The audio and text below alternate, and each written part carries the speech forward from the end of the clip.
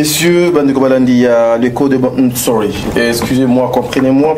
Mon oko ebeta appelé Bakou bien qu'ils aient ma coloté. Bande de il y a grand plateau. T'as dit pas na équipe Nyonso il y a Dabazo quoi compagnie et pourquoi il y a Lelo. Nakanisi c'est depuis le matin que biso tozaki wa mbula et Betty et Sili tozaka ka na kacha mosala.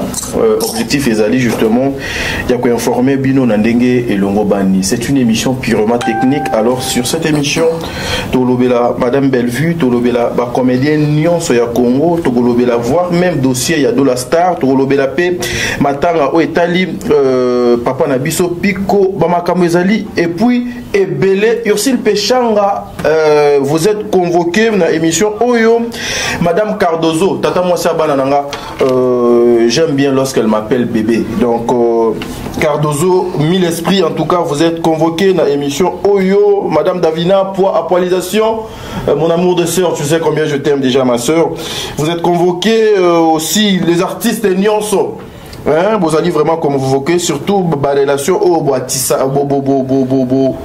Botisaka entre Bino Naba journaliste il y a étando qui a faire les andaya aussi et vous allez épargner mesdames et messieurs dans le souci toujours de vous informer mais je vous informe déjà que Madame Bellevue le film My Brother et c'est là qui lobby la canisi vous avez vu la surprise là qui na film on a ma camozali tellement ébélé aux autres qui li bakou ya kolanda film on a été zonga depuis épisode ya liboso ti na épisode ya suka bisika boni Maman Bellevue na grâce ba yekokuta na nzela en tout cas et kozala eloko ya malamu ba leçon à tirer zali na kati Maman Bellevue chose étonnante My Brother directement Maman Bellevue a lobby leçon morale nini Maman Bellevue azana besoin AP sabato est-ce que ekozala ka leçon morale ou ezali titre mais en même biso ndenge do même makabiso restons dans kati ya Bellevue télévision et vous ne serez pas dessus mesdames mesdemoiselles et messieurs balandi ya émission au le grand plateau demain akozala invité na ngai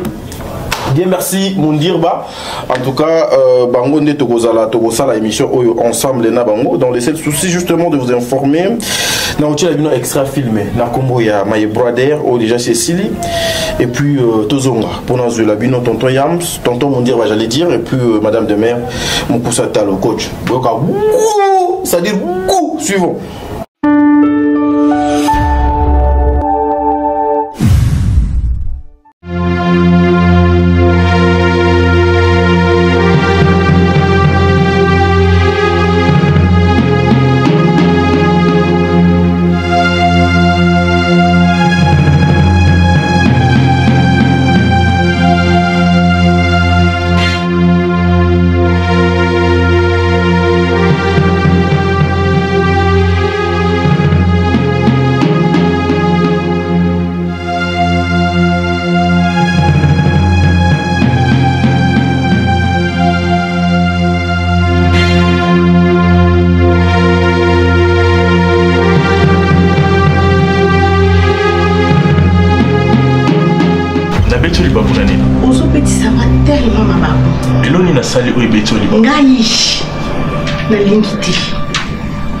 Nalingi yote pembeni nanga nalingi yote na ndaku nanga nalingi yote na makamu nanga neta sozo comprendre nga babe eh ben vous sommes bon en classe est-ce qu'il y en a rien na bisi yo naza bon en classe yo pesa yo te kende kozwa epa ya mama o la botayo on sala on a servi ça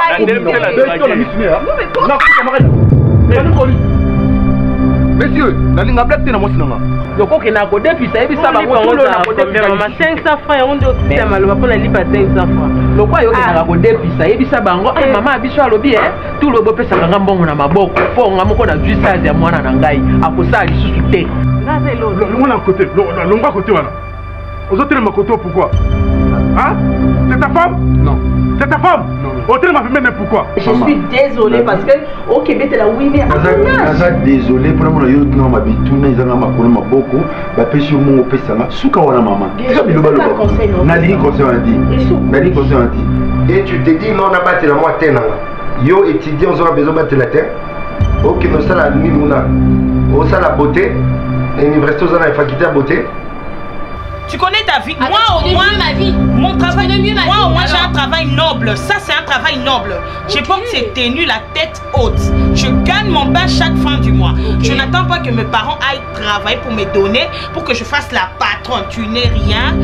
Nyoso na lobaka no conseil na zo pesa ozo wakate. Mateo nga te akayo yango pe na tia la Sylvie. Ndeni Sylvie ayo kama yo ozo yokate. Nga no to sa chaîne de parole qu'on a Serge. Na ko bengani tout de suite là. OK? Na ko bengana tout de suite là. So to ko de ngana yo à propos yango na musala. On a domestique, on a fait que chaque fin du mois. Dis-toi que Batuyo se basa ndenge monté. C'est yo so c'est qui c'est mutu mutake lola. Ko seka no emema nek na nini. Nek ngami lo bona fandi be ko seka na okeni. E ko baxela ngani. Ko benga poani. Oui, mais t'es l'origine de celle qui est là comme bonne et pas nabiso. À Rose a peut-être un sous au cadre quelque part. Mais et Simbité Nzamba a décidé autrement à celle Maramundenge ya lingi. Au kunze kuna, au kosi kaza kuluna, aliyos kono timo ya awa. So bunda kuna aussi sabitumba kuna nanda kuna wana kuri.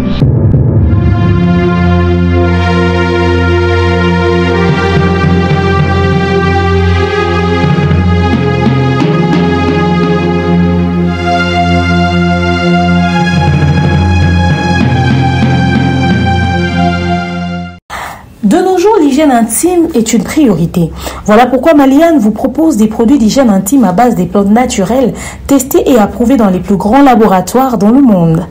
Maliane vous propose des thés de fertilité pour hommes et pour femmes, du thé pour bain à vapeur after accouchement pour soulager les maux de dos, gel intime pour hommes et pour femmes, produits pour les règles douloureuses, fibrome, endométriose, polykystie, myome, resserrement du muscle du vagin, trompe bouchée et j'en passe.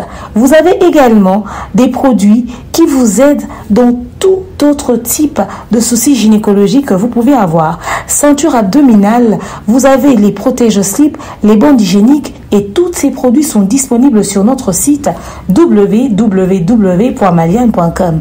Passez vos commandes à travers notre numéro affiché directement à partir de notre site et vous serez livré partout dans le monde. Maliane, pour une hygiène intime parfaite.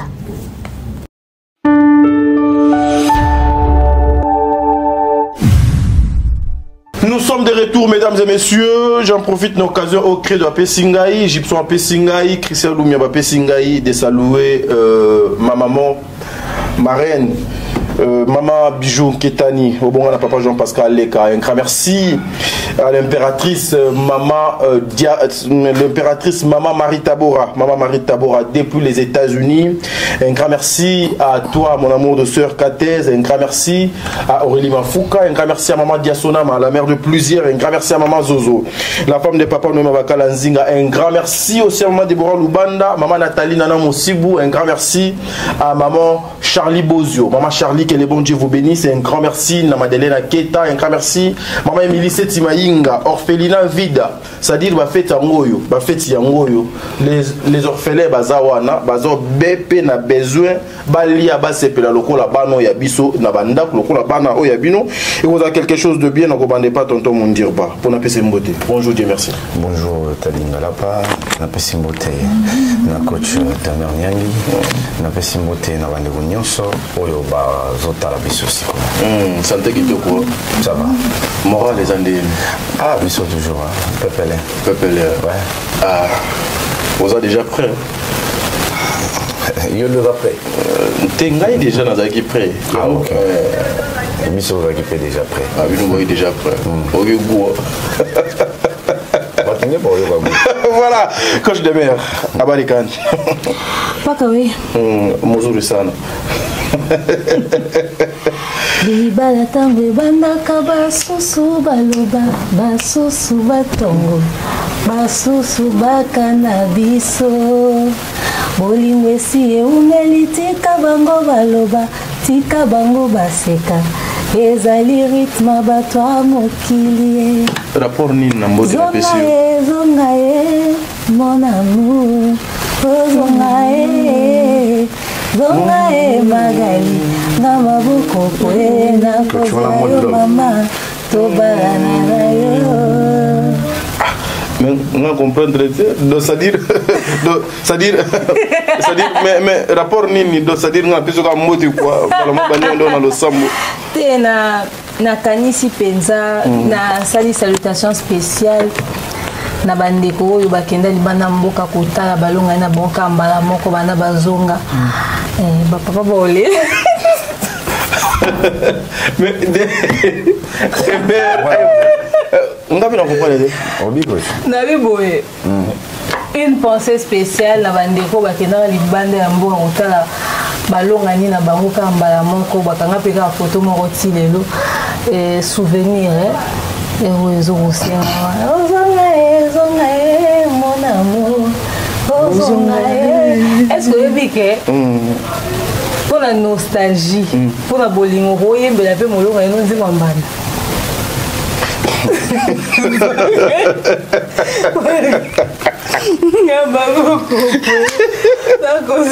maman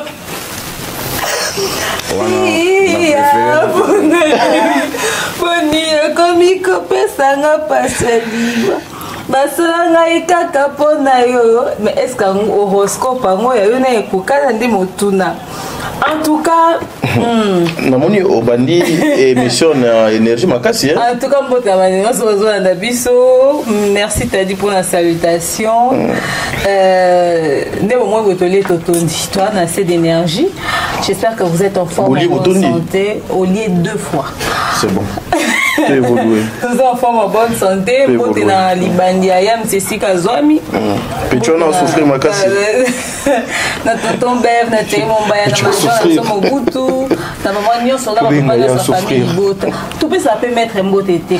Merde, une minute de silence. Le tout puissant. Maître Arnaud Ipomba Ngouba. Maître Arnaud Ipomba Ngouba. C'est-à-dire. Il faut à maman famille que maître Azar. C'est-à-dire grand plateau et Jupena une minute de silence. Maître, c'est-à-dire au tout peut s'y mettre un beau toit toujours présent. En tout cas, il y a heureux dans l'ombre. C'est-à-dire à la dernière minute on a maman Bellevue. Heureusement que maître Azar. Est-ce qu'on a maître Arnaud? L'homme des situations compliquées. Papa et la famille Bota. On est bien entouré. Très bien. Merci Bandeko Walandi à l'émission Le Grand Plateau. En tout cas, pensez Nangai et qui est directement dans Ndekonabiso Pico, qui était parmi les comédiens de mon pays. Atiki Mabele Yabako Konaye. Akei.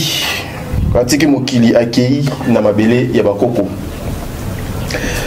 Dieu merci, mon dire, mais la disparition, il y a Papa Nabiso Oyo. Après un temps, nous avons constaté silence mobo de la part, il y a un comédien.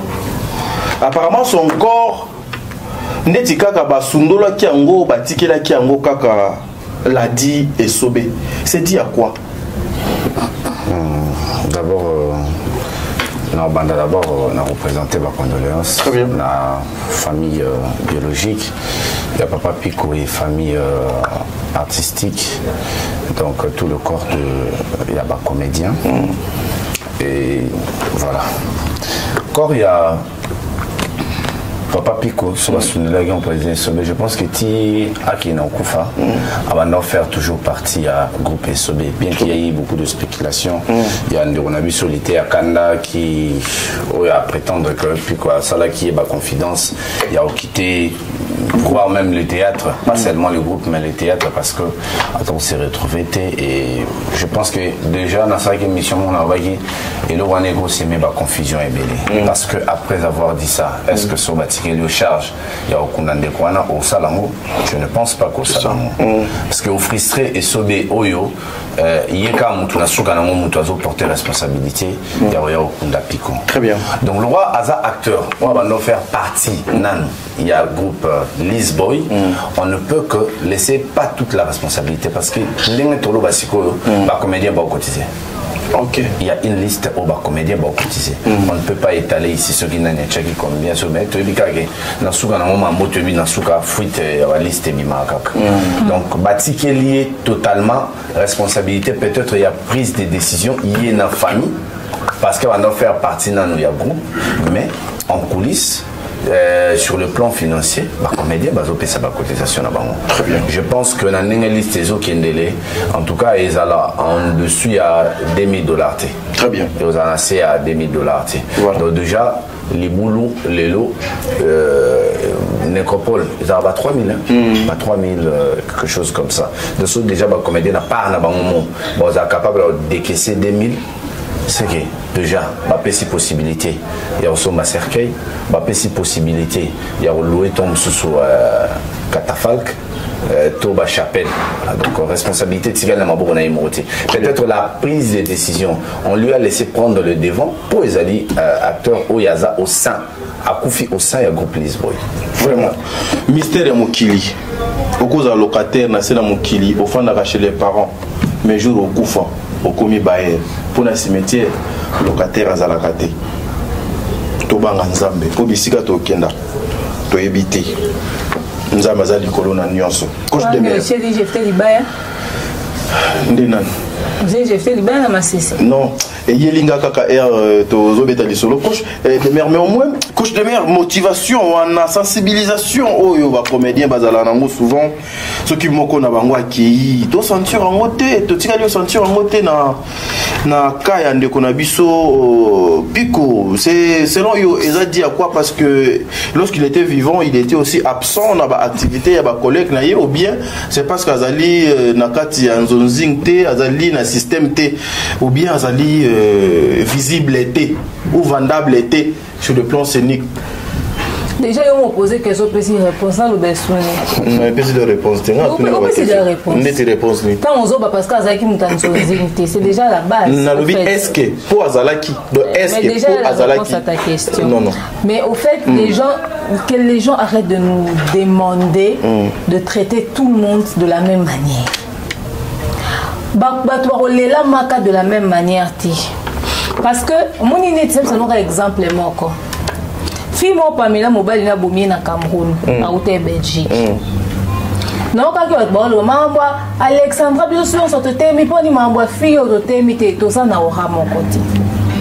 Fille na zaki mère atiki ko tout le monde est moukié Alexandra jeune fille moi botité mais on n'a pas la même étoile, on n'a pas le même aura. Au moins yo li kamuno so bengi muto bujamba moko même tout so so bengi ata lobby ata basalele cagnotte. Ndengi nini? Ata batu balbeleli li kamuno na TV. Au moins on va s'impliquer. Tout ça biso son ndenge moko. Depuis to lingate to candidaté que plutôt ba lela ba comédien so de la même manière. Moi de ya dadi. Ya dadi a sala succès moi makasi na théâtre na ndenga TV au pic kwa salati. Très bien. Ya dadi a sala succès na nzonzi au pic kwa tikali ko salati. Ce qui fait que le monde qui a connu dadi Eza ba eza bato bataliena na YouTube na TV mais le monde qui connaît Pico eza plus muto atalara na antenne avant que poto. Pour l'internet maintenant souvenir et cause à mukile mususu asa banzondi et comme ata 10. Très bien. Et puis eza ba intervalle belé. Le faire aux ala trop TV. Yangwana ba esobe ba vie na biso wana so bana ba chaîne YouTube te ba ko aider ba acteur na banté. Ba ko za likolomo na YouTube, likolomo na TV. Les commandes à YouTube, les commandes à TV pour permettre que va ça peut battre dans bonne visibilité puis qu'on souffre quand on a manque de visibilité à internet. Mais sinon bateau ba yebi puis qu'on a TV ba les liens na TV ba aux informations na TV.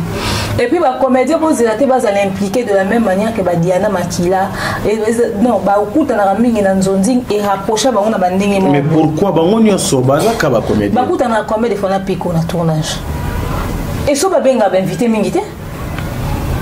Mais bakutana badiana bakina na tournage belé bakutana ba activité belé tokena no ba mariage ba comédien combien de fois on a pico na mariage ba comédien pour bisika musu bakutana ya mwana tout le monde vient na biso oxygène mingité na nzonzi mais parmi ba décideur ya ba matanga kuna et papa masumu yazala kuna Comme oxygène à Zala. Très bien. L'oxygène à la parole, pour avoir la responsabilité dans les comédiens. C'est Luca, tout le monde a combien de fois dans le tournage. Mais sans les camous, tout le monde a pas impliqué. Papa l'omeka, papa l'omeka tourne combien de fois. Donc il y a des gens qui présentent sa bonne justifiée par rapport à quelque chose. Alors, tout forcé tout la main. Très bien.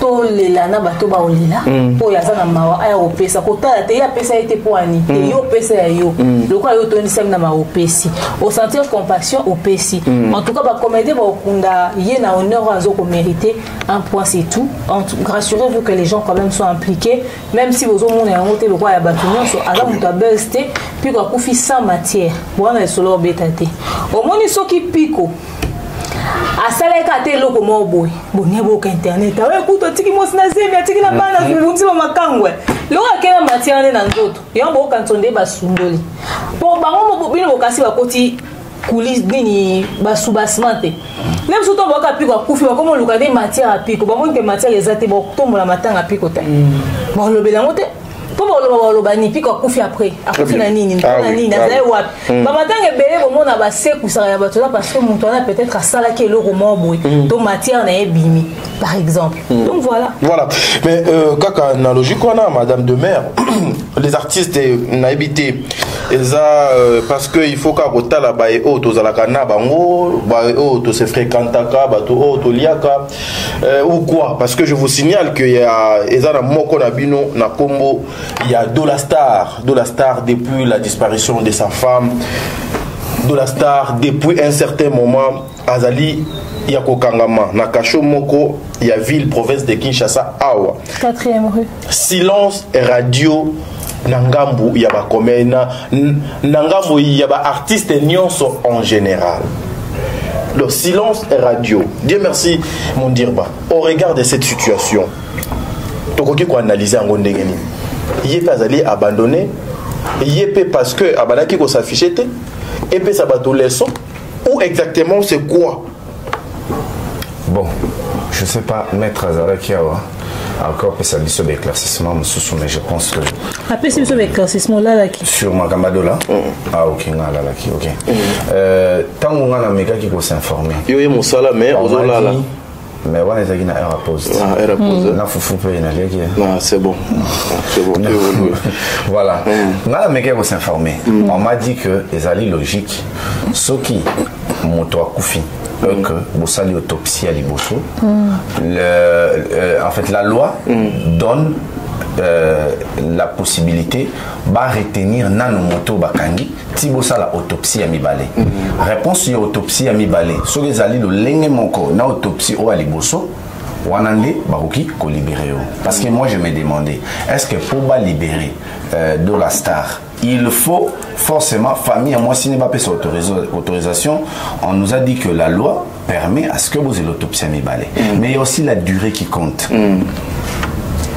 Est-ce que l'autopsie mi balé en sobo sala yango dans 2 ans il faut oser la tinangonga wana il y a 2 ans autopsie durée à autopsie wana ya mi balé na réponse ya autopsie ya mi balé ya liboso durée zanini ya on peut-être ba juriste faut ba migra pour expliquer biso mais ce qui est vrai moi je dis que je vais pas mâcher les mots Dolastar a abandonné oui a vraiment abandonné to beti ba sonnette d'alarme balé belé pour dire que Dolastar conflit à Zanango ba comédien en fait bateau bazali ba responsable et ba association où il gère ba comédien pourquoi il faut ba formula miso et puis ba koki ko proposer solution parce que Frida Oakufi azali cousine propre d'un autre artiste comédien la duchesse très bien donc est-ce que la duchesse a koki ba koki ko utiliser été pour que ba trouver terrain d'entente parce que nous voit la duchesse Azali Abisso.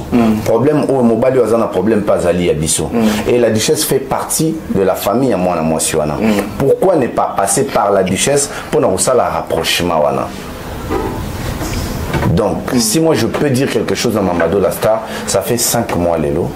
Ça fait 5 mois. La famille oui, moi c'est décor à décor de la star. Ok. Donc voilà l'information que je vais apprendre. Donc ceux qui vraiment, tous avez besoin de solution, interlocuteur il y a des comédiens et que vous appelez comédien au hasard de quoi moi il y a Dolastar. Très bien. Parce que 5 mois négociation na no bakundiete 5 mois nzoto na manque dépense wana nyonso mbongo wana ko servir na makamso parce que après ça Bon, de la star lelo innocenté, il était mtabomi mwasi ndenge rapport liboso ya autopsie bimisi. Après est-ce que lui kabale mwasi légalement? Donc il y a une mutu fokundai. Il doit faire face aussi à ça. Est-ce que les comédiens tout à la paix partir? Ça fait très mal. On doit salir 4 mois. Responsable ni il y a biso la comédien déjà qui est là. C'est triste. Démarche nini ou déjà ba comédien tout ça. Tous autres là faut pas que le ministre. 4 mois déjà dans cachot, c'est trop. On va contacter papi l'embêté. Madame de maire, l'implication. Nasengaki bateau yo baza ba proche naie, ba master naie ou vraiment bazara naie, ba meka ko contacter bateau na tuni bango est-ce que vous contactez qui bateau na nyos. Balobi, il y a une personne ou déjà a diabolisé qui bango en avance. OK. Est-ce vrai? Ceux ali faux, papa il lombe ba la xabiso que baza diabolisé par une certaine personne au bango bazo soupçonné. Très bien. Quand c'était les noms parce que tu en as pas preuve. Ah oui, c'est ça. Voilà. On a pas preuve. Pour nous, on a beaucoup de mingi, prudence. Voilà. Et so obligé biso mais madame de maire quand makambo tonton mon dire ba lobby implication pénal il y a ba comédien exacté dans situation de la star. Soyons honnêtes intellectuellement. De la star est un artiste humoriste principalement. Ce qui revient à dire que pour que les comédiens musuba s'impliquer, il faudrait payer rapprochement. Quand ils ont un pico, mais là où c'est un rapprochement, on a battu, des suscité réaction X ou Y. Très bien. Donc c'était d'abord un humoriste. Les premières personnes où il faut battre les mains. Eza, neveu national, de Femme Moulamatadi, cette bande là quoi, bango puis là baron c'est pour qui là, ba humoriste wana. Parce que ba yi dans la biso ku bazana nous ba quoi toma boké. Au monde. Alors quelle est l'organisation où le neveu national va s'aller jusque-là? Batouana Nyos. Tout le monde a fait organisation à Bango. Et puis deuxièmement. Le leader a mis aussi. Le leader a mis. Tout le monde a monté. Et autre chose encore. Et est-ce qu'ils ne sont pas réticents parce qu'ils se sont dit que c'est une affaire de meurtre? Bah, au monde a qui soutenir mon toit présumé coupable. Alors peut-être que si on accompagner, on soutenir coupablement mon toit est accusé d'un meurtre. Mais après on dit que tout accusé d'abord présumé innocent. Innocent. Il y a moi à reconnaître en ôté. À ce moment-là, na marraine maman Kalunga. À l'objet qu'on reconnaître en ôté. Accordons-lui le bénéfice du doute.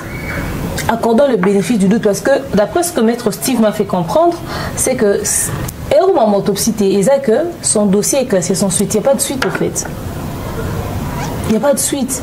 Bamekata au sambisae, bameka. Vous faites pas tirer conclusion dans le loko, bah quoi tika dossier boité. Parce que soit en condition à B, il peut tomber malade. Oui. Déjà prison, il y a 4e rue limité, et ça pourquoi prison correctionnelle t'es à Makala. Et ça parquet. Donc ce qui bloqué qu'on a logiquement pour ça à 5 jours, bah ça là plus d'un mois, plus de 5 jours n'a parqueté. Il y a déjà une sorte d'infraction d'après maître Steve. Alors d'abord c'est justifié parce que le ministre de la Justice va dans la cala côté sous et ça on comprend. Mais bah le cas solution, il y a comment est-ce que Bako Sambisae pas tranché. Ce qui est condamnable, pas condamné. S'il est innocent, pas innocenté. Mais va permettre à moi si on a pu manakima parce que cette affaire a trop duré. Des fois ça saute aux yeux, alors c'est pas quelque chose. Les artistes soyez ni bozala na couleur té, bozala na tendance té et bozala quelque chose de bien parce que binoni on se va bengi bino les artistes. Ouais, vas-y. Oui qui bon et après photo bapé proximité ni na zeno na comédien. Est-ce que bikeza na comédien moko comme les body akati. Je pense que Atika qui moi na ba 2 ans, 3 ans depuis à Kotamakala pour une affaire sans suite PK Neti de la star. Azan a plus de 10 ans si qu'on a Makala, je pense. Ok. Ouais. Même situation. Moto a Koufi, c'est l'enversion là-bas. Moto a Koufi place mon sous balobi, moto a ceux qui a mis miso pas se suicider et ça parce que bango bakende parce que oncle naïe a gagné au soigner sa moto là. C'est un artiste comédien. C'est triste. C'est vraiment triste.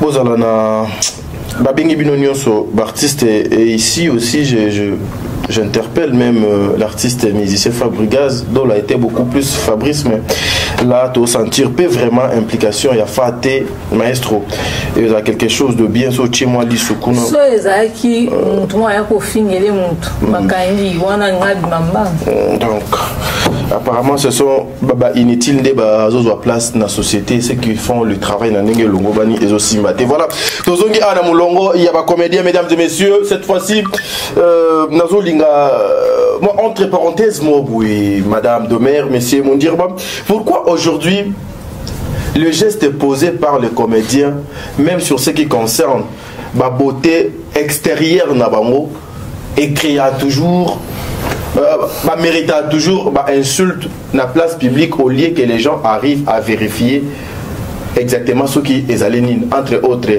maman Nabiso Ursule Pechanga na maman Nabiso Cardozo Olelo réseaux sociaux bandeko ba mesana ko finga na ko chola bazo ko tia bango na motalaka pour la Italie ceci c'est de BBL excusez-moi parce que bah bilo ko aussi ba pekisa ko salango promotion ko lobelango na ma place publique mais c'est juste une question analyse tout salango ensemble et allez dire quoi aujourd'hui il faut pas subir maltraitance oyo na société lokola ba sali crime bon déjà sur bateau bah sali BBL non lobby et là bah TV va salir mais vu que bah ça bah personne publique comme c'est yoga n'a pas pété et les qui n'ont qu'à bon mais selon la version il y a beaucoup c'est le péchanga moto bah lobby à sali BBL je pense que sur la look n'a pas vidéo awa bah ne go belé bah côté na TikTok nae bah on a témoin quoi la promotion d'ailleurs on a payé na tunaki pour na zana bateau que bah zana problème à libumweza munene elle m'a expliqué comment est-ce que ça fonctionne après ça ngana ida ba prix nango et puis orienter ngai wapi ko trouver yango je pense que soki ndeko moko amoni que yé pas dans moi problème ya taille wana a préféré akoma taille lokola ici pechanga amegana noté wana soit amoni simbité ndeko confirmer version que ngabe na mekité wana pendant plus ou moins 4 mois et simbité c'est que Irsine Pechanga a consacré la théorie et ça réellement BBL. Parce que moi je trouve pas bon, il faut battre Baloba. Et ça Irsine Pechanga, et ça autour à Irsine Pechanga, et ça autour à Cardozo. Donc ça doit toujours susciter bas débat. Est-ce que ezali humiliation t'es pour nous Italie bango basi parce que là il y a déjà bazo se moquer na bango sérieusement la place publique nous avons des émissions et puis des vidéos qui circulent pas ça dépend il y a angle il y a perception il y a moto na moto parce que tozana bande kona biso basi wa kochazawa abakisi suki likola suki abakisi nzaka likola ya lenzaka soki be alobia kata ba obaneni ba basil so ba bipa kata basil acha ya kocha et puis si pena scandale te nzaka soit c'est comme ça basi banana biso bayana biso basi na biso bango soit babakisa kelo moko soit balongolelo moko na lolinga nzamba sala bango balongola kelo moto babakisa kelo moko so ça le débat c'est parce que ça va personnalité publique yo kanti même makamu yo loba même makamu de mer loba ndenge batu ba ozwa yango ezane mon soka mutu mo ba ya l'équipe a dire non je ne pense pas so les BBL la loi interdit je ne sais pas. Soki lo epekisi awane komi infraction. Mais soki mobeko epekisi na moté. Et qui andimia bongisa taille na ina nzela tite kasi na nzela ba ciseaux. Si yayet. Coach de Ber au Gobaxani na makamoto to mondir ba auto lo bana question il y a mille esprits Cardozo et puis madame Ursule Pechanga Mobutu la ville est tellement calme.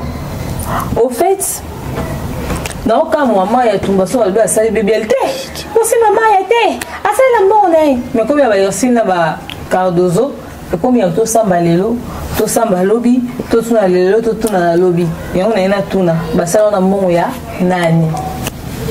Même si c'est condamnable par la loi, moi je pense qu'à un moment donné, on doit apprendre à respecter l'intimité des autres.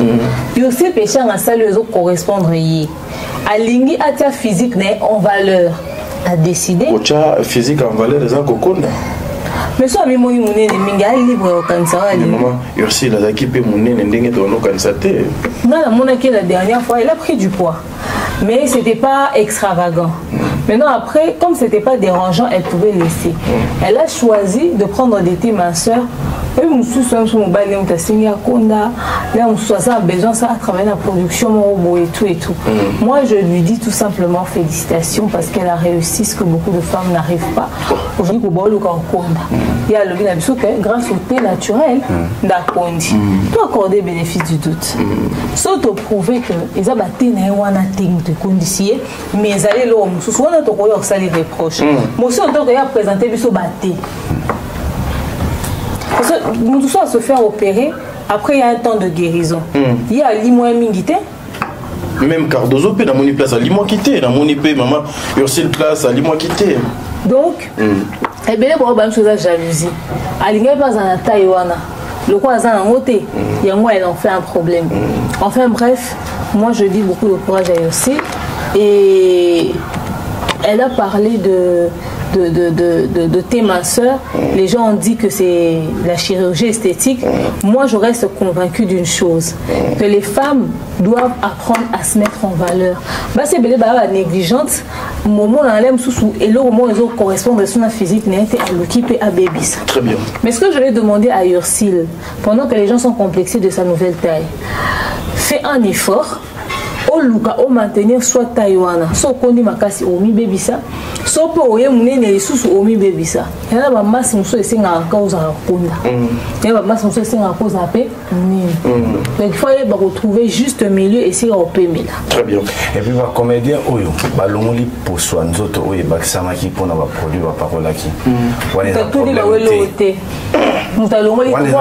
Mais au tout tir. Non mais on a tout dit. La vérité, on a ça les problèmes qui pourtant ils ont ça la débat sur internet.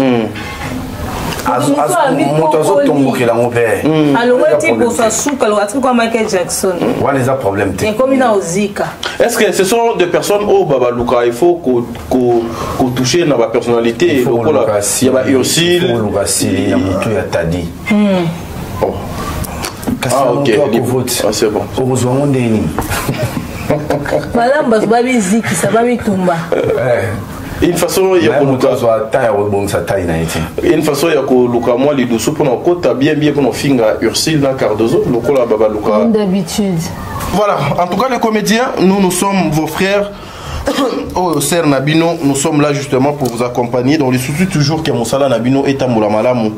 Bon support à des fois ba critique Nabiso, na ba analyse Nabiso. Ils ont aidé Bino. A changer tebe sa taille na été à se maintenir à bien. Dozo déjà dans mon indéti donc ce qui on a pour ma fille les gars qui font. Bon, ça peut déjà bien. Mais Dozo déjà depuis Canada ça bien. Dozo maman sa botite. Même sous ba graisse ou les après accouchement on est mon botier à son à l'est. Elle n'a senti confortable dans la peau. On so ba finga Ursule na Cardozo ana ba finga parce que baby que ya ba on va pour ça bon monter. Ah oui, parce que le on peut senga qui déjà à la chirurgie ba na bon chirurgie wana te. Et puis ata ba biote bato on va komisa basa bato ba komisa ba olongo sani. Merci. Bande Walandi ya émission Nini ouais c'est ça au moins. Au contraire, il faut des baba qui s'abanent. C'est bon. C'est bon. Très bien. Il y a émission Le Grand Plateau en tout cas. À choc d'idées. En tout cas, vous pouvez supporter Bisso Siko non côté à na Zamba. Madame de Mer, messieurs. Madame de Mer.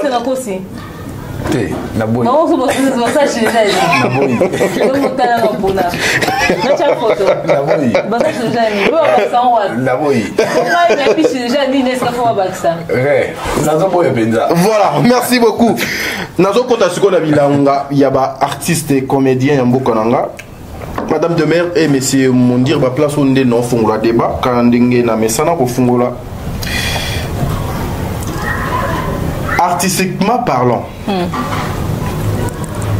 que pensez-vous dans ma carrière? Il y a les artistes locaux là, Tonton Omar. Pardon. Tonton Omar. Sur le plan artistique par rapport à la carrière naïve. Bozo comme on a en gros ndenge. Dieu merci mon dire. Je pense que âgé, Omari, beauté. Sur le plan, il y a carrière née en tant qu'artiste. Makambuya qu'on reprochait Zapnamingisé parce que Ayaka a assuré la parole dans différentes maisons de production Très bien. Je pense que ce Tangi 5 Mibali na théâtre Congo Sogochi au Marité, c'est qu'ils n'ont pas mauvaise foi. Ah oui. Ils n'ont pas mauvaise foi.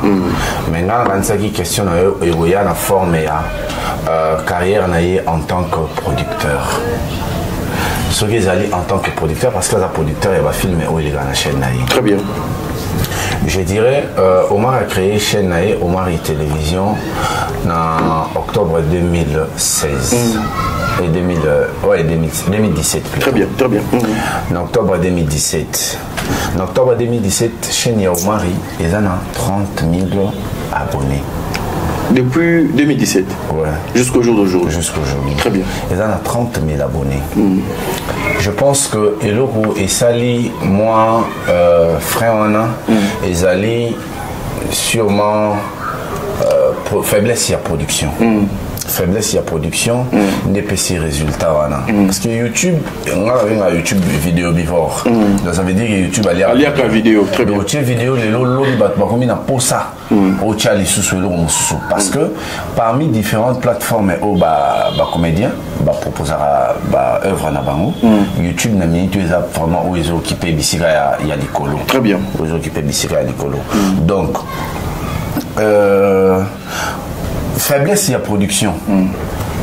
Et ça dit que son côté producteur est comme il pesé en fait est comme il collé côté naïe artiste acteur. Très bien. Donc quand on va dire que quand on va parler d'Omari total à ce qu'on a anglais on dira que moi ralentissement parce que Sotali autour de ça deux films a-tu filmé mais avant à l'anissa deux films on a Sotali film oui côté qui avant au moins des années car il y a 3 mois et il y a 1 mois plus tôt. Or, le ligne YouTube est consommé. Quand tu as filmé, na écart déjà il y a 2 semaines, 3 semaines, c'est un problème. Elles manquent à gagner aussi. Elles manquent à gagner. Très bien. Mais je pense que du côté acteur, qu'on est reproché pénézaté. Très bien. Ce que ben ici au marina tournage, il y a pas quoi assurer. Voilà, Madame de Mer, la même question pour notre Italie tonton Omari. Lorsque vous regardez sur le plan artistique, carrière naïe. Moi et Logonina Oye donc à Salaga déjà. L'un des bons acteurs de mon pays. À une époque, j'étais en train de travailler sur un projet professionnel.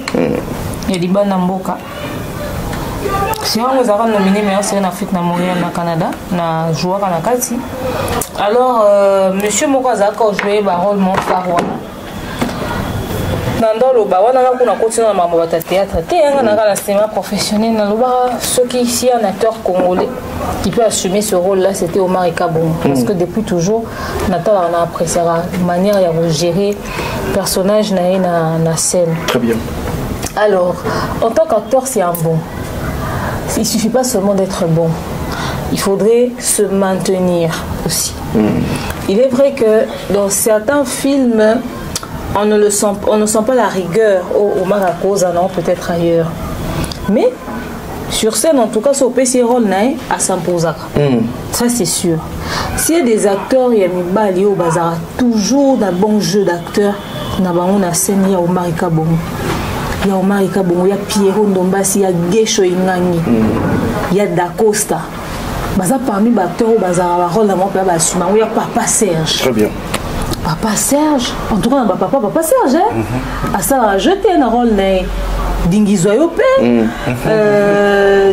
Blaise aussi également. Oui, Blaise il joue bien. Oui. N'invitez pourquoi maintenant Kalabazaki qu'on PC souvent baninité. Un moment disparu. Business moi j'ai eu le temps avant à zone de la bino jouer j'avais eu le temps et écoute en place moro à côté vraiment ma ok. C'est un bon aussi.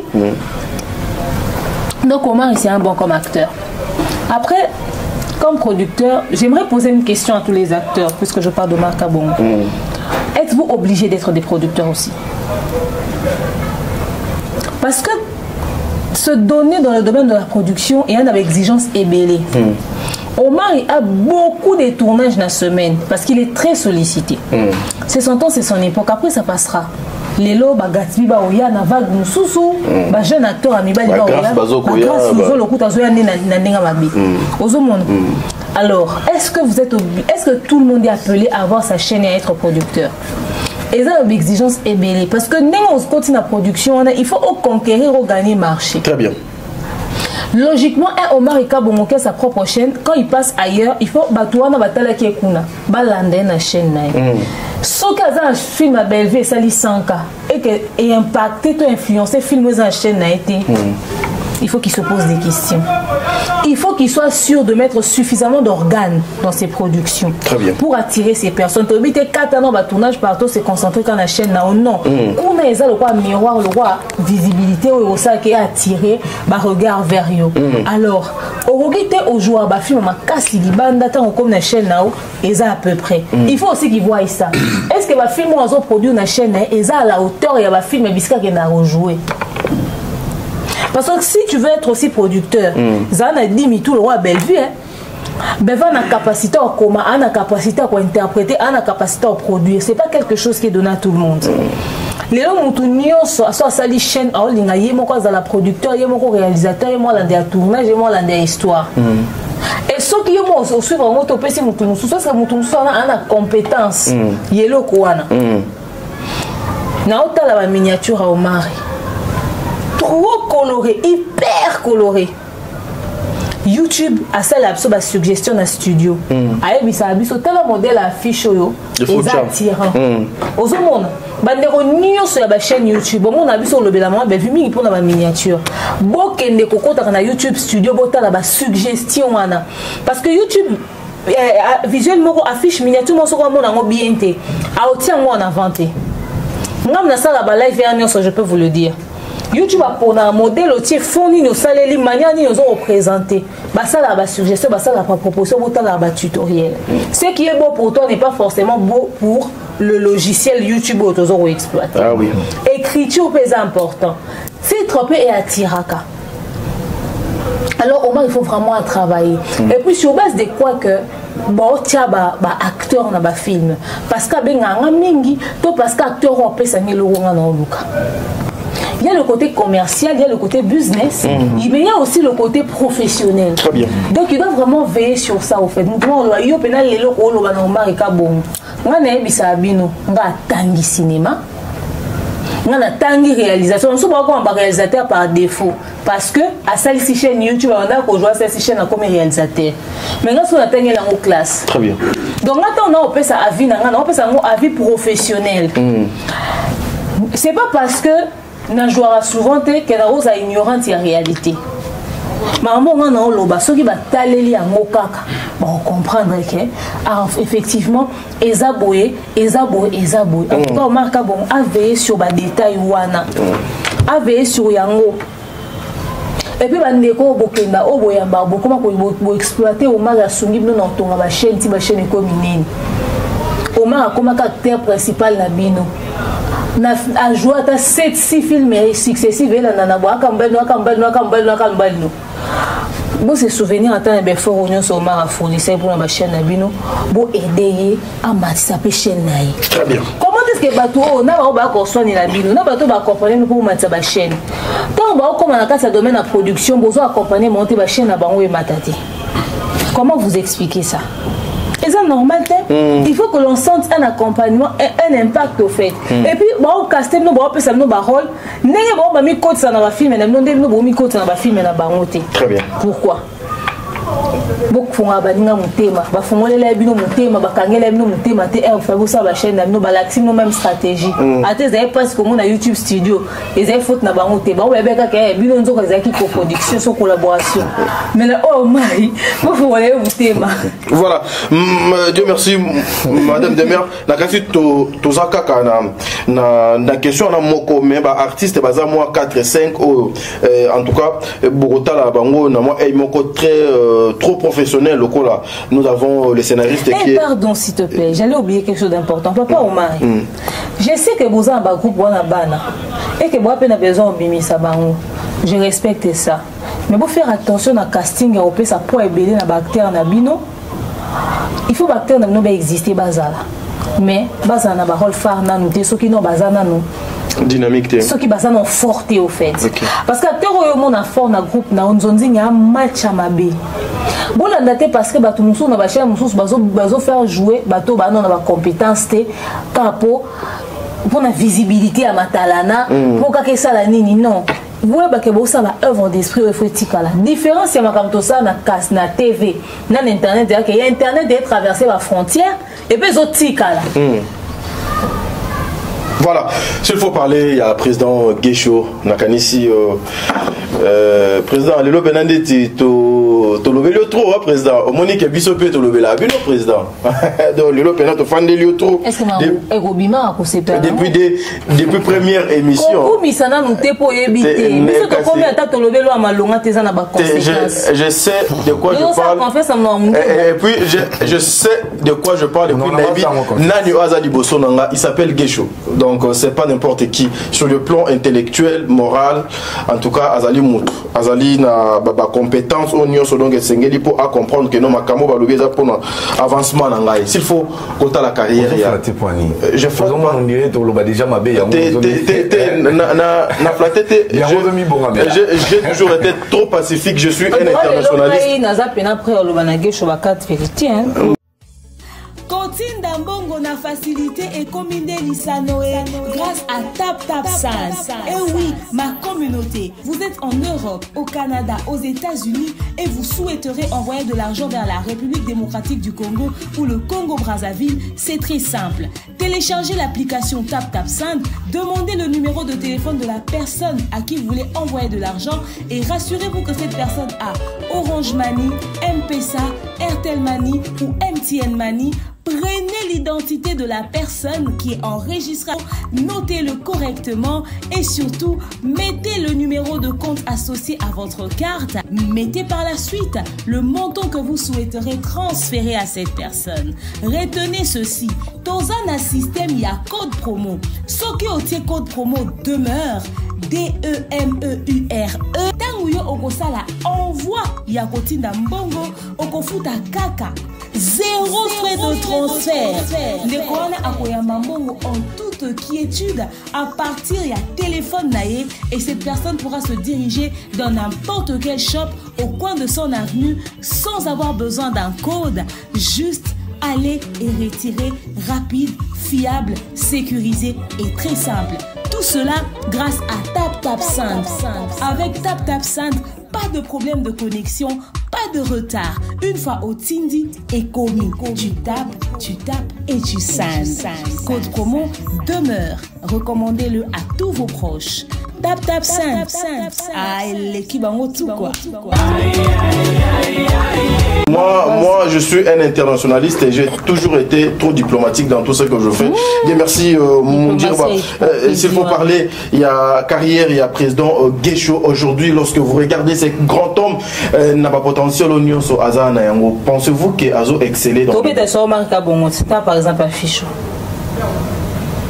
Tu vois de quoi je parle?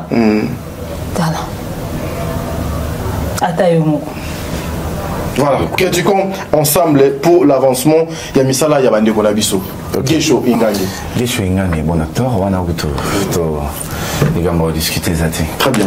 Guécho Ingani est un très bon acteur et puis il y a accompagné vraiment Bande Konabiso et Belé, surtout au Abassi. Azar vraiment présent plutôt. N'a pas projet, n'a pas.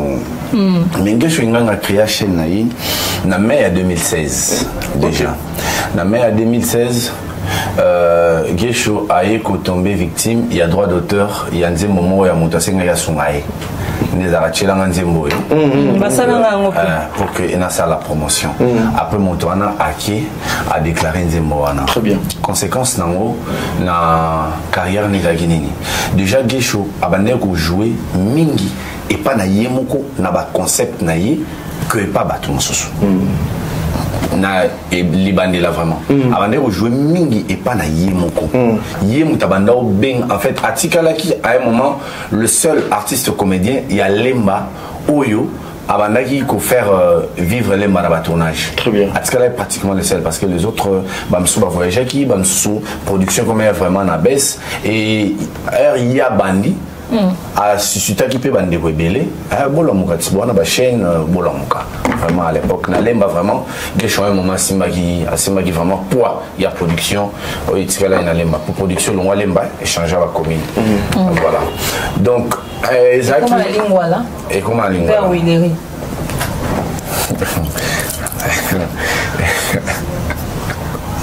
on avance. On avance. On avance. Merci beaucoup. Quand tu as tiré Maloba. On avance. Donc, Gesho, et là on a vraiment épésé qui surriait d'abord et beauté stress parce que moi j'ai pris le temps en Solana il n'y avait pas quoi au Babetaka et copyright très bien vraiment et affecté qui moi personnellement et puis affecté mon Solana à autant que j'avais Gesho tant à fond les chaînes à des filles qui et c'est ça à l'époque tant oui c'est ça contrat naïe bandé sous ce c'est ça matuté Gesho avait défié c'est ça à l'époque donc et là on a et affecté qui est comment raisonner est-ce qu'ils a complot boité tant au moral qu'ils a il y a télématé bah action peut aux ala moins faible vraiment affecté qui n'est dans lobby lié à azaki plus expressif na bilo qu'on a y que y a des homosexuels mais c'est là ne l'a pas empêché pour qu'il mettre en valeur carrière n'a pas produit à Bandéconaï, surtout à Bassi. Et il a bien fait. Est-ce que Makambo va me soucier Coach Alobana. Voilà. Coach Lemaire. Je serais très exigeante avec Gesho parce qu'il a étudié là, il est de l'INA, tu vois. A la connaissance. C'est un professionnel. C'est un professionnel, voilà. Très bien. C'est ça même le mot, professionnel. A la connaissance, na on n'est pas exigeante na Bellevue et toi exigeant na Bellevue. Attends en classe il y a solo, as un diplôme il y a solo. Bamso ça là il y a humanité, tu évites ça basili ça. Très bien. Sikoyo.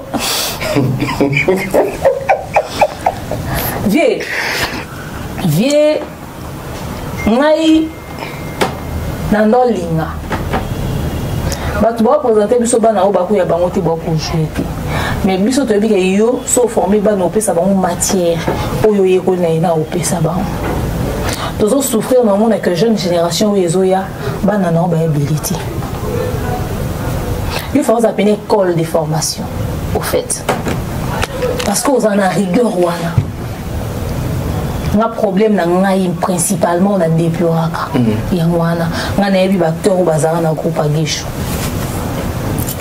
oh lelo avec l'évolution la ligne penza parce que azana si on est azara na groupe na abanda pe ko tourner na chaîne au bakenda romatisa voilà une bonne actrice aussi donc Gesho lelo so ka évoluer na groupe nende bana ne pe ande ba ça dégâts na réseaux sociaux to bete soit talent to bete soit jeu to bete soit bilamba na maquillage ti to bete pas soit talent il y a jeu to bete soit kabeloti parce qu'il y a monté nezo et le bar na scène bilamba monté le bar na scène té jeu d'acteur né il le scène parce que biso ta ba film azigura to qui somo to qui nzoto malili ba ta ba ta ba ngwanda bilamba mboka ba obina lokwa ba zebula zigura un très bon acteur personne va dire que abandé ko c'est pas na film azigura té to ta ba film azigura ya mboka awa balata Gucci té balata nini té pour le comment qui fait ce bilamba to ba zigura za na ba film abe tu te le bas bongo biso to tanga ba igeti ya groupe évangéliste zo jouer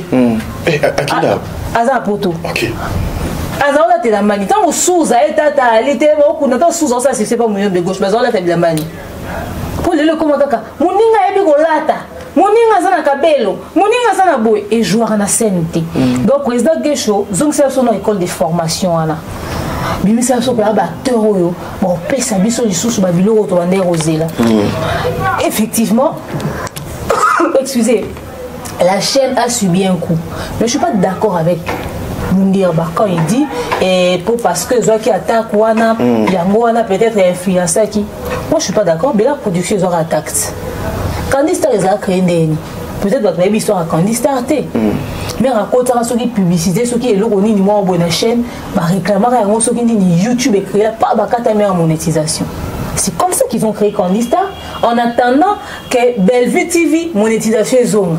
Il n'y avait presque plus rien sur Bellevue TV à une époque. On a bien ça quand on a bandé à Bellevue TV. Et c'est peut-être une année après. On a d'accord que parce que même Bellevue TV a subi ça problème. Oui, Candy Star a créé des mais à chaque fois qu'il y a le Mokawana et tout ça, va réclamer et tout YouTube a comment va en monétisation. Alors, dans la monétisation, il fallait qu'il y ait une solution parallèle à créer Candy Star. Pendant ce temps, Bella Production est très actif. Les sous je pense, une année après, une création de Bella Production, 2 ans maximum, à se démerder qu'il y a Mobundi. C'est-à-dire à Bundi. Si vous avez une procédure à YouTube, vous avez approuvé ça, vous avez approuvé 2-3 mois.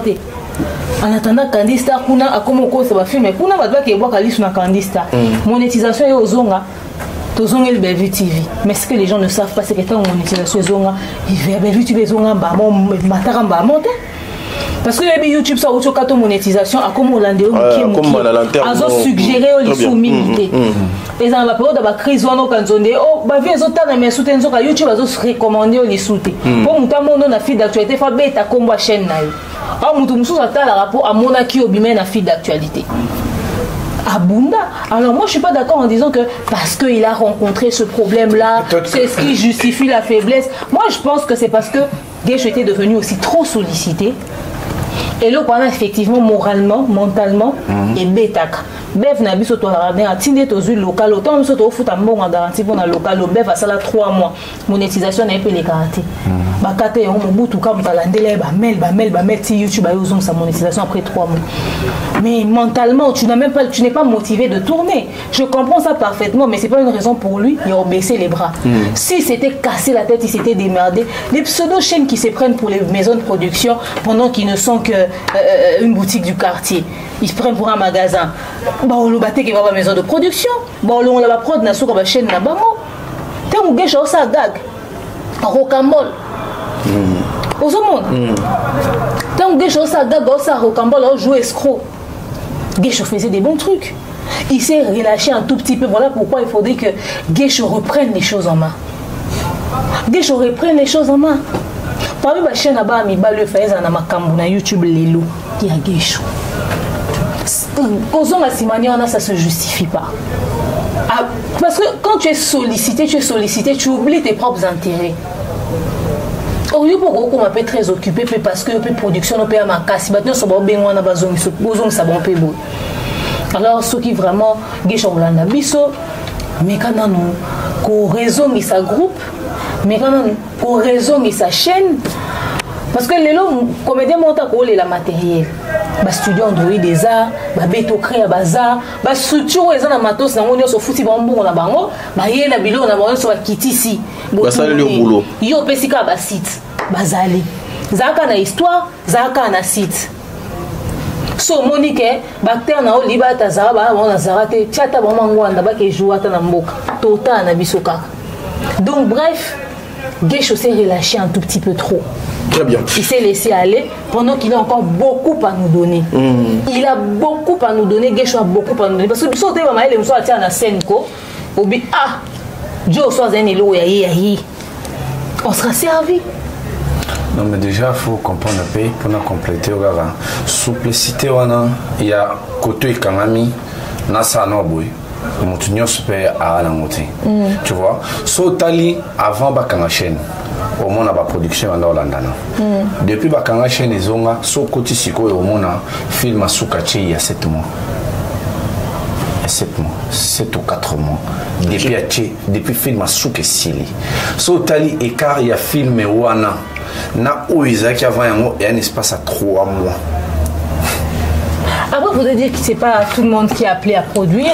Il faudrait aussi avoir l'énergie pour, et c'est aussi un budget. Et là, on peut voir moral et je donne un exemple. Ben, va dépenser $25 000 le mois pour la tournage, peut-être même plus. Si on dépenser $5 000 par exemple la production, mon compte. Mais si on a un film, on a un bosso, on a tourné sur YouTube. tellement que j'avais beaucoup misé. C'est là $2500. Pourtant, acteur bazalé mouki. Dans le cas où site est belé, au fait, je ne savais pas comment m'y prendre, il fallait qu'on se le dise aussi. Mais n'a retour sur investissement. Je pense même pas avoir récupéré $200 dans la série. Je pense pas. Alors, moi, ça ne m'a pas découragé. J'ai continué d'écrire. Nami Lobby sont dans une bombe. N'a pas continué, n'a pas reprendre production avec l'intelligence que j'ai appris. Le phase d'investissement. Après récupérer. Après récupérer, tu vois, c'est ça aussi. Nous sommes au monde à Tali, à récupérer na tiki nanga. Alors ça sert à quoi de sortir $2000 après aux 8 moulouki sous 2000 moussous, c'est peut-être trop demandé, mais moi je pense que si on tient à quelque chose, il faut mettre toute l'intelligence pour nous couper ça en force quoi. Très bien. Je vais parler à Nakati Erna Tomolu Motu Boneseki. Tout d'abord comprendre que non lingana tanga como il y a décor. Décor. C'est lui qui apporte la joie à Banda Kebele. S'il faut consoler pour la Itali carrière, il y a décor. Madame de Mer, Okolobani. Bon, décor c'est un bon acteur, pas bon producteur.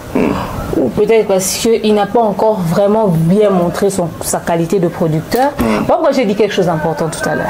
Tout le monde n'est pas appelé à être producteur aussi. Il ne faudrait pas qu'on oblige les gens à avoir les mêmes compétences que Bellevue, à avoir les mêmes compétences que telle personne. Parce qu'on n'est pas tous appelés à la même capacité. Très bien. Mais côté scénique, côté acteur, il est bon. Moi, ce que je demanderais à Décor, c'est de se mettre à jour et d'innover.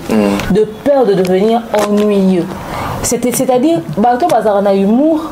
Au moins, je m'en entends ta vieux ça et ça. À bêta humour moi mon naturel. Et c'est que c'est ngati. Muto a découvert ça c'est rose c'est ma casse. Mais ngalo na ebi ça c'est yakala. Na ebi que via beti lo mo bouya. C'est yakala. Ça soit beti loko et oui. Ça veut dire faudrait innover, faudrait faire un travail. La mise à jour aussi. La mise à jour, c'est ça. Il faut être plus créatif.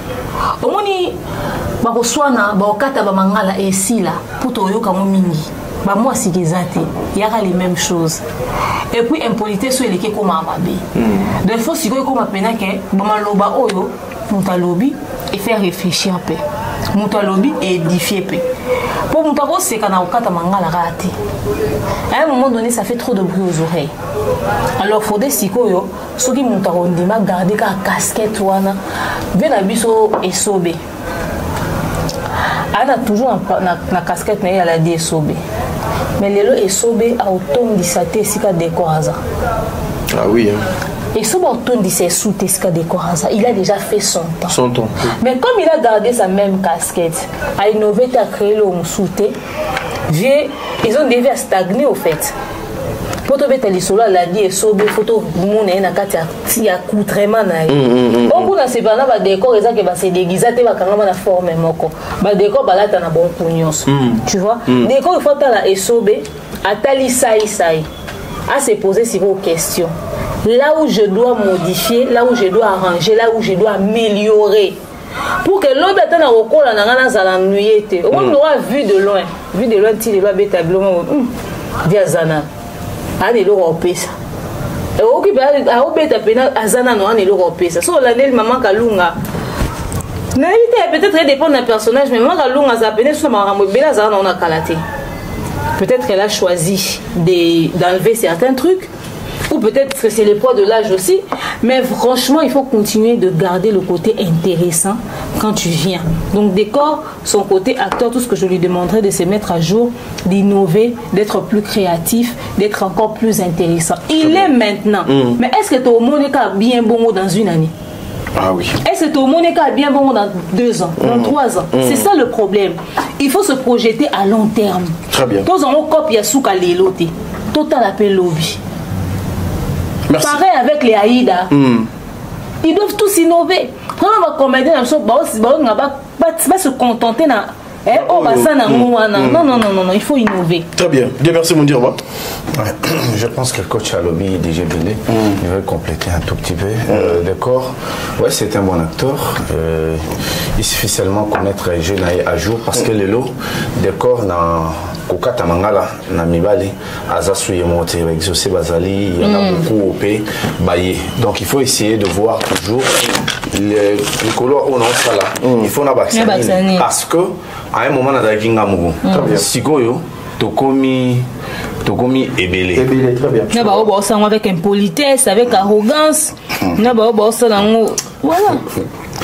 Bon, de l'autre côté, en tant que producteur, Décor a créé chaîne en 2020. Nous avons accéléré allons un cadre amical. Na boulot na yé, à côté de cadre très professionnel. Pourquoi? Parce que dans la majorité de personnes qui travaillent à Bango, na chaîne na yé, ils ont plus de master. Master, tout ça la bouille, tout ça la bouille, tout ça la bouille, tout ça la bouille.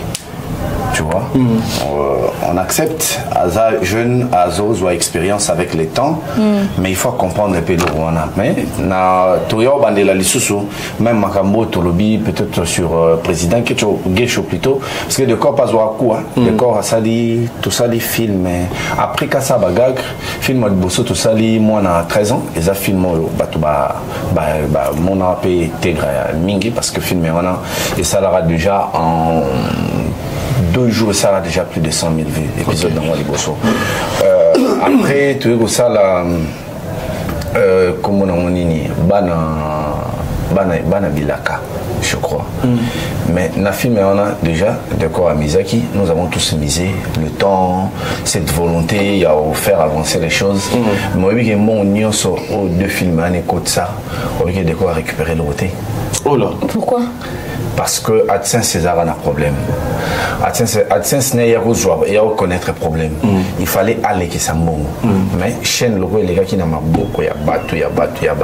En fin de compte, il y a battu Nani Oyo et à quel moment à jouer là. Très bien. Oh là. Donc il n'a pas récupéré.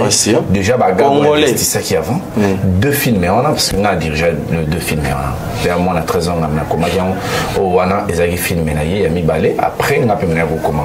En fait, l'idée n'a combien. Donc, il a investi l'argent au yo. À comment calculer nini. Ce qui m'ont bimi, c'est qu'on a bandi la production.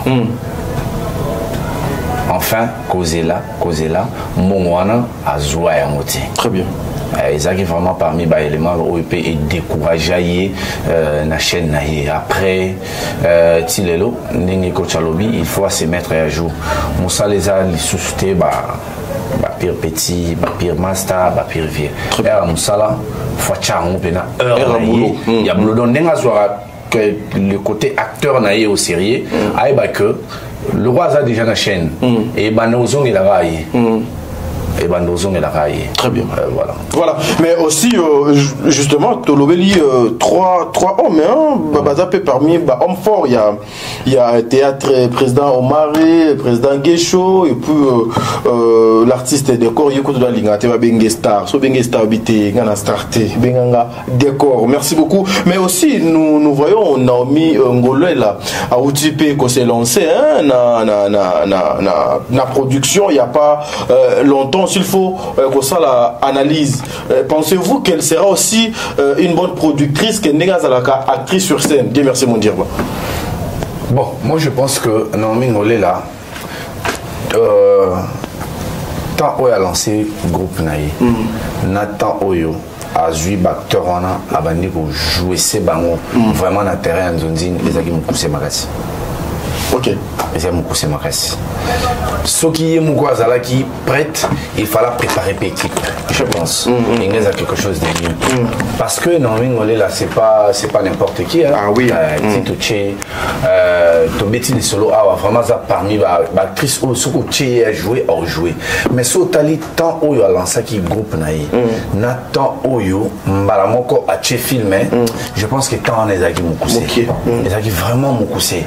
Bien que l'acteur est belé, bazaki wana bauta pe déjà ba groupe mosusu mais il fallait que ça ba on pe na kati ya ben il y a fonctionnement na yi mais c'est pas le début qui définit la fin. Il y a les Kamou. Très bien. C'est puis acheter. Et puis Amati. Donc côté n'a pas suggéré pour Naomi Ngolé là, il y a wana. Mais côté actrice, côté n'a actrice n'a habité son Orlobani. Voilà, coach de mer, selon vous, Naomi Ngolela, carrière naïe sur le plan scénique, et puis Nanga Momososo, il y a Etali Production. Pensez-vous qu'elle va continuer à garder Kaka performance naïe sur scène lorsque AKOBP productrice? Alors, Naomi Ngolela, je suis sur sa chaîne en train de voir. Naomi Ngolela. Bonne actrice. Elle donne du mieux qu'elle peut sur scène. Elle donne toujours le meilleur d'elle sur scène. Très bien. Naomi Ngolela joue très bien. Son tout premier film, c'était Vers cassé. Le teaser avait 10 000 vues. 10 000 vues. L'épisode 1, 23 000 vues. Et bim, l'épisode 2, 6 000 vues. 3, 4 000. 4, 4 000. 5, 3 000. 6, 3 500. L'épisode 8, il a fait avant l'épisode 7. Ok. Par erreur. Donc, ce qui fait que 7 et 1 à 2800. 8 et 1 à 2900. L'épisode, la deuxième série, c'était Mon Innocence. 3000 vues. Je vois le casting qu'elle a pris. Elle a pris Chérika, elle a pris Patrick, elle a pris la dame, comment on dit, elle a joué à Bellevue TV. Elle a joué à Sinark. Elle joue au Bellevue policier. Alors, qu'est-ce que j'aimerais dire? J'aimerais dire ceci à Naomi. Si c'était dans l'idée de vendre sa chaîne, elle a fait un mauvais casting. C'était pas les visages qui allaient vendre sa chaîne. Après, c'est aussi le budget. Inviter Dinana, Bellevue, Ursule Péchanga, Papa Serge, c'est un gros budget que tu dois prévoir. C'est pas n'importe quoi. Inviter Guécho, c'est beaucoup d'argent. Pour moi, donc, c'est-à-dire le côté business, le côté commercial n'a pas été pris en compte. Elle aurait dû prendre des personnes au endroit là, renfort pour la chaîne, Davina, Linda, Grace, Guécho, Pierrot, Omarika Bongo, Bellevue, c'est-à-dire que Bongo va vendre chaîne, il ne fallait pas mettre en avant Banana. Peut-être l'anda qui le fait que Batbando c'est pas la répétition. Quand on a l'ingara loisir, télé-réalité, oui, mais ma film dans les réseaux sociaux. Batoubaké vient en Gandama, va me filmer, Baké vient en Chao, va me filmer. Les Arabes Blonia Malonga. Les Arabes Malonga, mais Bando ça, 100K. Batouba ça, la vidéo, il y a sérieux, ma sérieux, Batouba la montée, mais Batouba la télé-réalité, Banama, Boué, Bakendek, il y a pas de saleté, ma image en cas. Mais Bapeka saleté, bon, au Peka, Tilelo. Na kala wana bazaki batambola ndeba bazana vie bien donc kaka ko lolombo na lolombo ba otambola raposo basisi kuna baleki on babeti to kota bureau na baleki to goe babeti matoro bakangisi bakena shaba babengi cameraman aya filmer bango télé-réalité mais quand ça va 5 ans na poto yo bakanisi ke ba na succès mais sur une base intellectuelle et lo ezate alors peut-être on va attirer ba to ba la loisir mais tant que comme mambo ya business il faut calculer le côté business ba ni bazana prêt à livrer bon côté yemo on a un théâtre comme on a ba papé lombeo Caleb na kaleza qui eu 3 mois après l'équipe sur caméra jamais ba dans le ba il a 2 ans au moins ku caméra té je vais aller sur ça on a caméra ils ont so yaka je n'ai pas pour moi c'est-à-dire dans mon cas l'équipe ouais lili très bien. Mais les gens ont facilité les réseaux sociaux. Ils ont bazar sur internet, sur le théâtre. Ils ont mis un groupe après l'ombe. Alors, ils ont ta figuration. Alors, tu as 3 ans, ils ont ta figuration. Donc, Naomi devait tenir compte de ça. Elle n'a pas sa opportunité, mais quand tu investis de l'argent, pense au côté lucratif. Hein. Très bien. Mesdames et messieurs, Nakanissi, lui aussi, il est parmi les grands hommes à théâtre. En tout cas, je ne peux pas, qu'aucun parenthèse, sans pour autant, Yakokota et Panaye. Elle s'appelle le président Bobo Manoka. Le président Bobo Manoka. Tokanisio le long à grand plateau. Tokanisio le long à grand plateau, président Bobo Manoka. Mais apparemment, président Bobo Manoka n'est plus actif depuis qu'il est en Europe. Aujourd'hui, Bokoki Kolobanin, pour ce qui concerne son papa, pour la haute Etali chaîne na carrière na lobby. Pensez-vous que le président Bobo Manoka jusque-là a maintenir Kaka Cap place donc à Tikaki? Allons, la bisoka na lilobo batu balwara. Pour tout le cimetière. Il y a artiste comédien. Okay. Je pense qu'à moi, il y a le choix personnel à tikiner au théâtre, à tikiner théâtre. Mais ce que ça va coûter nan pour Koluka Mukanda, je ne sais pas sur la vue déjà, ça ne serait pas une bonne chose. Ils perdent mon année pour le cinéma congolais parce que Obomanoka, heureusement pour lui, il écoute à Bimisi Ban Ebele. Ebele, oui. Bimisi Ban Ebele. Ebele pe bossa musala. Tina banzunzinga. Donc, allons la bisokaka. Pas si oyo.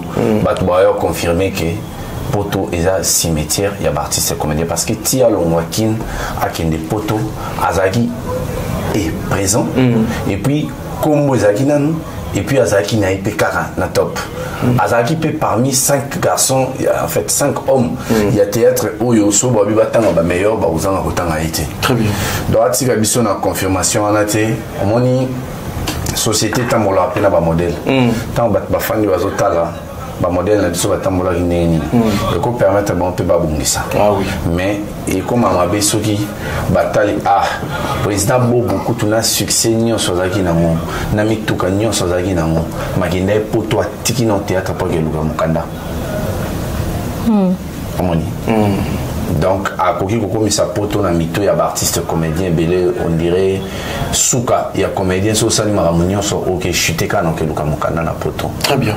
Donc allons la biso na place wana elonga na sengai pour na poto amisia tournava na poto bien qu'il y ait za nango ba gag na poto ba comédien belé pe ba na poto ngeza kutu bien so wa kendaki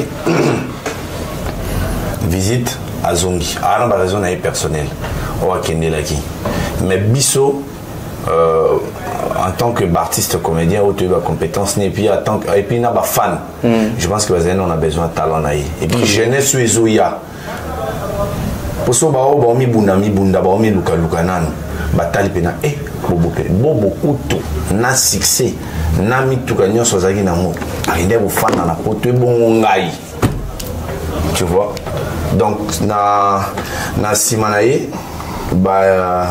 artiste belé au pays ba sima ba go perdre pays lengengo ya théâtre va perdre repère objectif est comme inga pena ça nan na kota molo mu na ke fanda na poto. Très bien. Petit président Bobo. Est-ce que demain selon vous le carrière il y a président Bobo Manoka après son déplacement et bouger et compromettre et avec sa chaîne évolution ils allaient les sous-sauter. Mon plus grand regret c'est le fait de savoir que Bobo Kendova n'a poto. Bobo n'a pas compris au fait, je sais pas ce qui s'est passé, je sais pas qui l'a menti, même tenant à distraire Bobo. Les gens ont visa à 5 ans et comme on peut ça. Je n'ai pas compris pourquoi Bobo Kendova n'a poto. Il pouvait faire des va-et-vient et puis renouveler son visa après. Likamwa et permettez-moi, prêtez-moi vraiment ce mot. Le complexe au comédien bazé na kalana qui est vie na poto. Ba na soutien, ba camarades n'ignorent so ba Kendova na poto. Qu'est-ce qu'ils sont devenus? Non bazonga ka. Ba comment luka ba casté ba mata na ba film etc. Mais ils n'ont plus d'impact. Et Bomaka, l'absence sur scène. Hasta neti ba lianda ba dinana ba makalunga ba sala ba gay ba enfin décor, je voulais dire, ça aurait été l'idéal. Bobo a laissé un très bel appartement, il a laissé une Range Rover, Banderono bakenda poto batika ata ketch na Kinshasa te. Bobo sali chaîne nae déjà bandana ba problème. C'est quand je dis ba problème c'est-à-dire buzz déjà c'est dans les réseaux sociaux. Ah sali film beau. Bobo c'est-à-dire Bobo était tellement bien parti que ba gesho le comme ba absent, anga comme le premier ba na mibali, yo vend sa production. Très bien. Il habite l'oni rindo lu na poto. Après chacun a sa vision. Mais Bobo ko surtout la poto te. Parce que tout à Bobo na kinda poto na ozoma. Peut-être au bout de Mukanda, après abandonner ça, bah vient, mais attends, tu te détruis toi-même. Parce que quand tu pars au limoué, tu es aux zones, il faut forcer. Ah oui, ah oui. Ça aussi. Alors, je vais exemple, il y a le président Kass, papa naï. Le président Kass était un très bon acteur. Il était très sollicité à l'époque. Alors, il y a un groupe bien installé. La Duchesse, Sam, Bobo Manoka, Mamisa. Mais après, tant qu'il fait dans la poto, il a disparu. Pourtant, Abimisi va vrais éléments. Aux hommes, collègue n'a eu où ça montane, à ça va faire vient. Qu'il des hommes à un groupe. Et si nani papa elle commande jouer ming, grâce à on jouer ming et pas naï. Mais les locaux deviennent ces groupes là. Ils ont une chaîne là-bas, on va talama rapper, bazar talama. Mais les cambois instabilité, il y a le moniso yomoza. Au salelo on bien. Et puis Sora Zalaki Aza pendant 3 mois na kin a tourné à produire en magazine. Tant a zongi 3 mois na poto a kena belema. Azokota tant a na 3 derniers films a kiti sous a produire a zongi angaza bien. Angaza bien. Engali a pena bon pour so zonga beti el poto tant a kita beti el kin. Tant a zonga beti el poto tant a kita beti el kin. Angaza ngo kitoko. Malheureusement Bobo Azaki na imaginez Moussoussou, Azaki na visionné Moussoussou, ton a évité peut-être de que Yagako.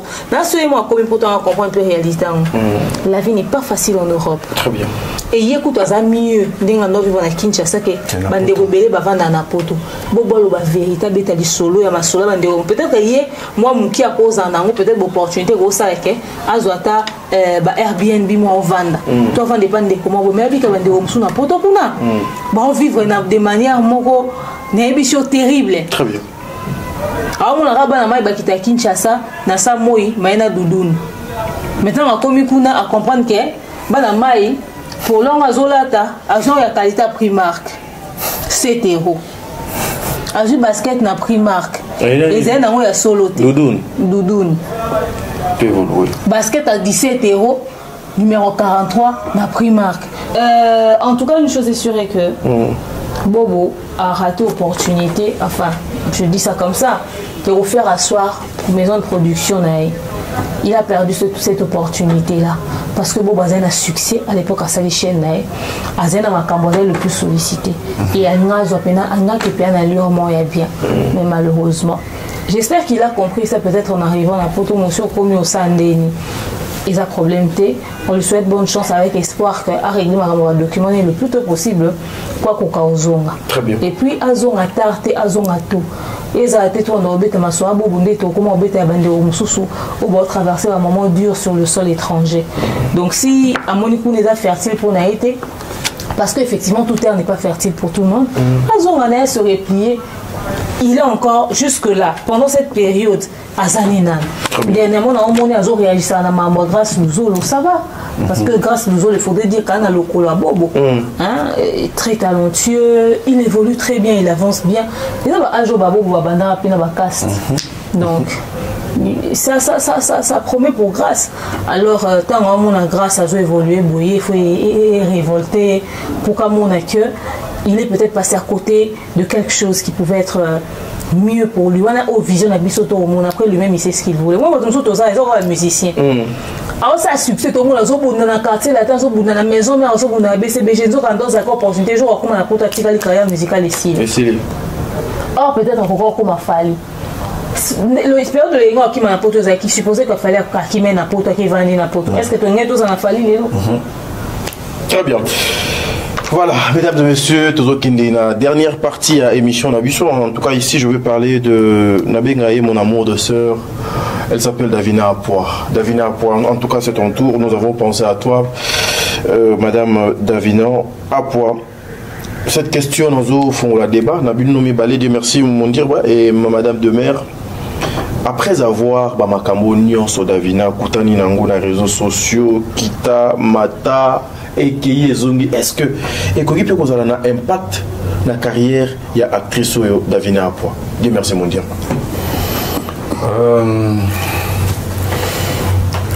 Tout ceux qui baza en fait malamu na conscience na bango il faut bandi maquiller Davina na problème na artiste comédien sauté. OK. Donc si Davina Apua a un problème na artiste comédien moko quel c'est sur base de quelle loi, c'est sur base il y a document nini où écoute la corporation nyonso va se retourner contre Davina. Donc je pense que bateau wanga va ça un problème. Bazali déjà n'a poussé un problème pendant le cas prétexte. Mais c'est là les lots ceux qui Davina déjà capable de prester dans une grande maison de production logo à Bellard. Je ne dis pas que ça suffit, mais ils ont déjà ébellé. Ils ont déjà ébellé, il peut ébeller Makassi. Donc on est chez Coco, hein? Elle est aussi parmi les actrices. Hein? Voilà. Il y a troisième saison. Oui. Ils ont déjà ébellé et puis ils ont ébellé Makassi. Surtout Tobaksana chez Coco. Je pense que mais Davina apparemment on s'est retrouvé quand on a affiché un film ébellé. Autant presté pas Dinana. Namoni bandeko ya comment on dit Canal, si c'est Canal comme ça. Canal cinéma je crois dans totalement. Namoni bango peut continuer aux oreilles. Voilà, après les autres comme en réalité mon gars il y a un sous bouchingana ils ont joué donc ils ont réuni un peu fort. na talent ba boya pour jouer na batna scène pour ce que mon toi soit risqué il y a Roloba bon na Davina peut-être faisait avoir tombe sous dîner à la douce pour que décision ait bien pesé et qu'on a peut-être belle vie qu'on dit et qu'on a peut-être maman top et qu'on a peut-être voilà maman Mikolo ana et vous avez maman Mikolo ana lobi pena ki nga no jouer na Davina te ne balongoli Davina batiki maman wana soit par respect mais lelo na génération na yekaka na moni moi cité tout moi mobilité oyo akoya na projet moko abi nga no jouer na Davina te balongoli Davina batiki azate Azati Ayebena apaisé Obikinga dans le Davina parce que sur le plan d'abord il y a rentabilité. Davina en Côte Sambon et l'Ominaï a affiché Côte Sambon. Très bien. D'ailleurs on va par respect peut-être un Mikolo Missou par respect. Donc jusque là Bissika Oyo Davina Lelo a ok joué Tom Suzara SB. Mais ma chaîne est belée. Non, la sur ma chaîne complexe. Soit. Mais il y a quoi il y a na personne a joué musu ya aussi qui ranga na tient na casting na sans sabon. Mais il y a quoi il y a ceux qui battent bandi on a vu sur ma jeune on a bassina ya mibali to tchena Davina to peser na balance. Bon mon a que tu as plus na besoin il y a Davina qui a bandi wana mususu. Et de deux, il aura que tout le bango awa. Les locaux comme changer moi mouki ba comédien et belé au bandima position ya ozala ba hypocrite bangonde ba tchabake ce que vous allez impoli envers Bellevue vous allez les bienvenus ce que vous allez impoli envers ndeko mususu nde wana se ko zapena impoli à solo mais ba raté marambe belé unité de mesure il y a impolitesse bazo raté lenga yoyo parce que Davina sur le plan scénique à rendre rôle au PC bien de 1 de 2 sur le plan Yamakuta à Côte Salar pour Côte Sabavu ce qu'on a raté et ça yut pour moi nous soit rosa peu batalaï mais est-ce qu'il faut jouer est-ce que yo nous a convaincu pena que ce qui au fond de toi ce rosa là qui parmi va jurer pour vous sélectionner meilleure actrice au Tchéi, au comparé de comment Boyna Davina, on assure que sur le plan artistique, à opéser. La maison de production, on va vivre dans un complexe, on a mais on ça manque à gagner. Très bien, ah oui. On dit bon, ça manque à gagner. Combien de jeunes au bazar pour s'afficher un peu très impoli envers Baïné Belé. Même tu vas avoir courage à l'obaté qui est dans la salle qui boit, ça qui boit. Voilà, il a juste une mauvaise foi. Mais je pense que il a un impact dans la carrière d'Avina. Voilà. Impact. Et alors, la chaîne Momi Balé. La chaîne Momi Balé. Oui, oui. Momi Balé, so est belé Misato.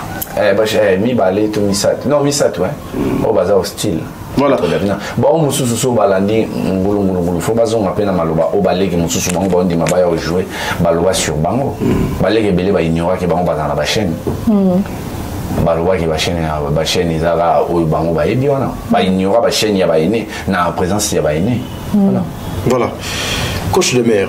Impact nini et cause de la carrière il y a d'avenir poids après bamakambo nyonso eleki qui na monter le ba monter à mabe omoni ba ko lingele bula lokwa sali boinde baza osala na kala soki mukolo mwa boye atukisi oyo za droit lo bate po aleki ba ko motambusa ko mono yete ba ko mokato na casting le lo ba bota le côté lucratif que le côté rando par hypocrisie, mais parce que assumer. Très bien. Tu vois, assumer. Lorsque on a la côté intérêt, on investit un bon nom, ça. Pourquoi David est allé parce que ce qui est réalité, parce que David a un problème na X et on te fait jouer. Très bien. X a un attend bâtonné qui n'a pas manqué de respect na bâton sous sa salade. Ceux qui sont capables de manquer respect, na muto azam kolo. Azape bosse la maison de production moi mais ozo casté na film au telengana au tamane bobo ki la batumsu ba jeto bossa ganeti bo ignorer. Alors pour ani rendre mutana censé respect pendant que moi c'est respecté. Boutique Davina Kimia. So mutazo azo encourager ba anti-valeur na maloba na. C'est que Davina ça un problème ta. Alors moi ils ont un impact na carrière ya Davina te si quotient intellectuel à batouser éveillé. Surtout à distrait dans la futurité. Donc Davina ça un problème dans sa carrière n'est bien et puis que sa carrière ngo baté jouer partout hein. On jouer partout mais osa makambuté. Bon jouer partout est-ce que va jouer bien? Non. Donc comme très sollicité. Mais est-ce que va jouer bien? Donc ça dit par complaisance un groupe de personnes memboué bon linga ba promouvoir sucrerie expirée à boutique allez ouais l'eau ça va comme moins cher et puis comme bois ça veut dire que comme la date après il y a péremption c'est-à-dire comme la date il y a expiration n'engez en effet tout liquider stock on beaucoup moment on belé bimé belé ba ça là on ba ta sanga bien on est action so de comme le niveau sur la sécurité tout ça là action c'est to offrir des carina diabète toni très bien voilà donc le quoi comme ba solder bango le la masanga ya action mais ce qu'il y a ba sucrerie nango faut pas liquider stock parce que comme la date d'expiration nango très bien et ngo le baté ya mutu oyo azana na magasin pe na prix d'origine pour azaka c'est kaza valeur non besoin na bino liquidation à stock mais o ezana no o ezana no na tanango o ko pesa na quelque chose encore pour permettre que Davina zate sika moko to bisika bo respecter très bien baba c'est que rare très cher na ka de panayo et o eza rareté tout le monde partout ce que nako so mango pe même à na $5 au lieu na zongo na $1000 de mer kota kaka etalio toye wana et panayo na tete nazaka na de mer aujourd'hui nayo qui depuis to bandi émission awa tito kita tozo kende s'il faut aujourd'hui que ça la analyse relation ya ba comédien na ba journaliste pensez-vous que ezalaka bien défini bien fixé na ba objectif pour faire avancer mon sala na bango ou ezalaka défini par rapport il y a infinité ou par rapport il y a connaissance ou artiste et comédien azanango vis-à-vis d'un chroniqueur ou chroniqueuse. Au fait à la base ba comédien bazana ba besoin ba chroniqueur ti. Comment ça? À la base bazana besoin na monter. OK. Parce que bazana ya maman quand un journaliste a fait l'interview à lobby carrière na et tout ça. tant que tu as système et musique bakotisa on a kati ya maboke très bien allez au créer pas problème na soki ba zongi sur face à la réalité ndé siko komi koluka ba pseudo soda na ba robundela yo très bien et tant on va vivre privé na bango komi ko bima ba comme on a besoin ya ba tuba ko côté la bango sachant que ba makambo bazo accuser bon peut-être que c'est vrai tout cause à faux. Très bien. C'est aux comédiens de définir l'importance de ces personnes-là dans leur vie. Au moins, maman Belleville, le soba tournier. Rôle ya tadi ya demain ya mundir ba ya yem serani. Alors le bango de manière très précise. Bah ça la communication. À part communication, bah ça la action telle. Ce total il est là ba tournier sur ba pseudo communicateur. Concrètement tout ça bilan 2024. Basali nini oyo contribuer na carrière ya bato ba sauter na part ma finga. Non, ba fingi moi ebele. Donc ce qui a importance na bango. Ba BCP ba réputation ya bato ebele. Ba bimisi ba vie ya bato ebele. Même biso to ata na ba 5-6 biloko to ko tanga. O to sali o contribuer. Vous habitez combien de personnes dans les cas na boulevard du 30 juin ba moni pancarte, ba moni panneau. Baye s'abonner à la chaîne. Vous avez combien de personnes qui sont à Willery, baye s'abonner à la chaîne. Si je ne dois parler que de ça. Alors, il faudrait que bango ba définir rôle ba toi na ba joie na ba carrière na bango. So ba kolonzo to ba ko définir qui sommes-nous? Qui sommes-nous? Tu peux pas te balader. J'ai aimé l'exemple que mon gars m'avait donné. Tu peux pas te balader avec 20 personnes.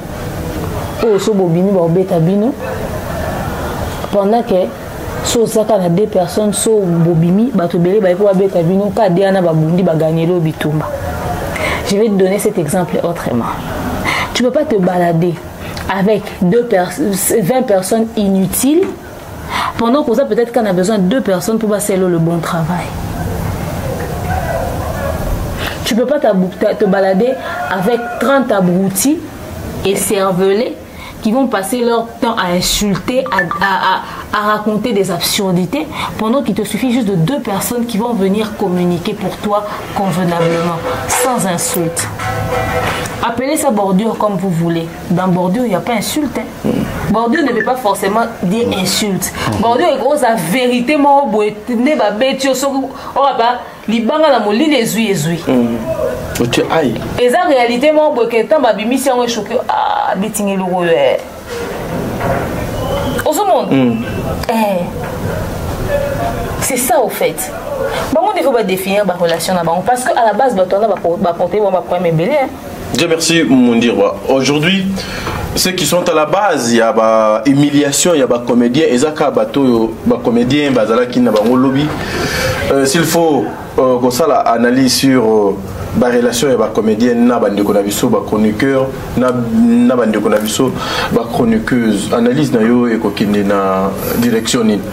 Bon, il faut bien peut-être définir est-ce que les journalistes, réellement des communicateurs et des chroniqueurs. Tout baza bateau bazwa rabatie caméra tout téléphone baye balobi après et créer un scandale lelo au moins une génération moya ba comédien et combien quand même à la base au monde a déjà bakenda moins chic donc par rapport à ba comédien belé kala ezaki chic ezaki lo mususu ma théâtre pesage lo mususu mais sikoyo tozu quand même ba figure bakenda ki classe sikoyo le roi bakenda ki classe faut pas ça la preuve quand même il y a côté intellectuel na bango pour nous définir est-ce que moto nazo approcher azali réellement chroniqueur toi azali moto a chaka caméra aya fingi bato obinga azana plateau na ndeko moko Abiboué, Abin, oui, qui n'a pas si garçon aux raisons, on n'a pas de problème avec lui. Abin n'a pas si une raison pour Alobi Pena Maramebele, où est concerné par Bisso, Bateau Toloba Maramba TV. Alors c'est définir nani. Yemo wa ebino te soaza nani. Alors c'est définir Bateau Toloba Maramba TV et l'axini. bozoba comprendre ce que ça va ndeko et belé ba bon na société donc so tourner réellement azan nani aoyebate aoyeso ka chroniqueur bon tourner ça la chronique ni aoyo bandi il facile mo boye agenda pour ça inscription ça les cas inscription mais vous bandi nga mona il facile yango moni ebele muzuku da kenda pe ma comprendre na écouter ana na écouter yango moni ebele ba sala confusion ya moto atanga ki na ina na moto ba nego ya Alexa er na ba male wa ina tu vois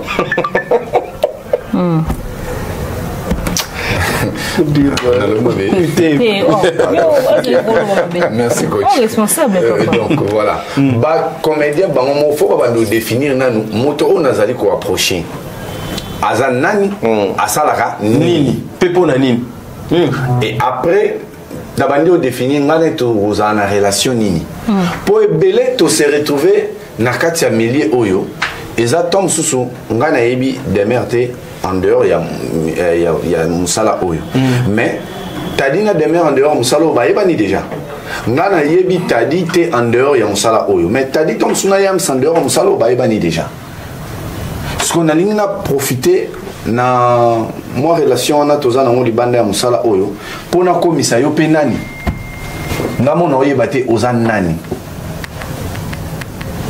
bah il faut avoir un courage les lois à définir bah comédien il faut avoir une relation na bango na bateau bazo pona sora zali pire petit tikaye pire petit parce que ngai nana yaya oyo aza na milieu théâtre bien que depuis qui poto a joué les sous-soutés mais nako tirer leur exemple mais j'ai fait la promotion de Bellevue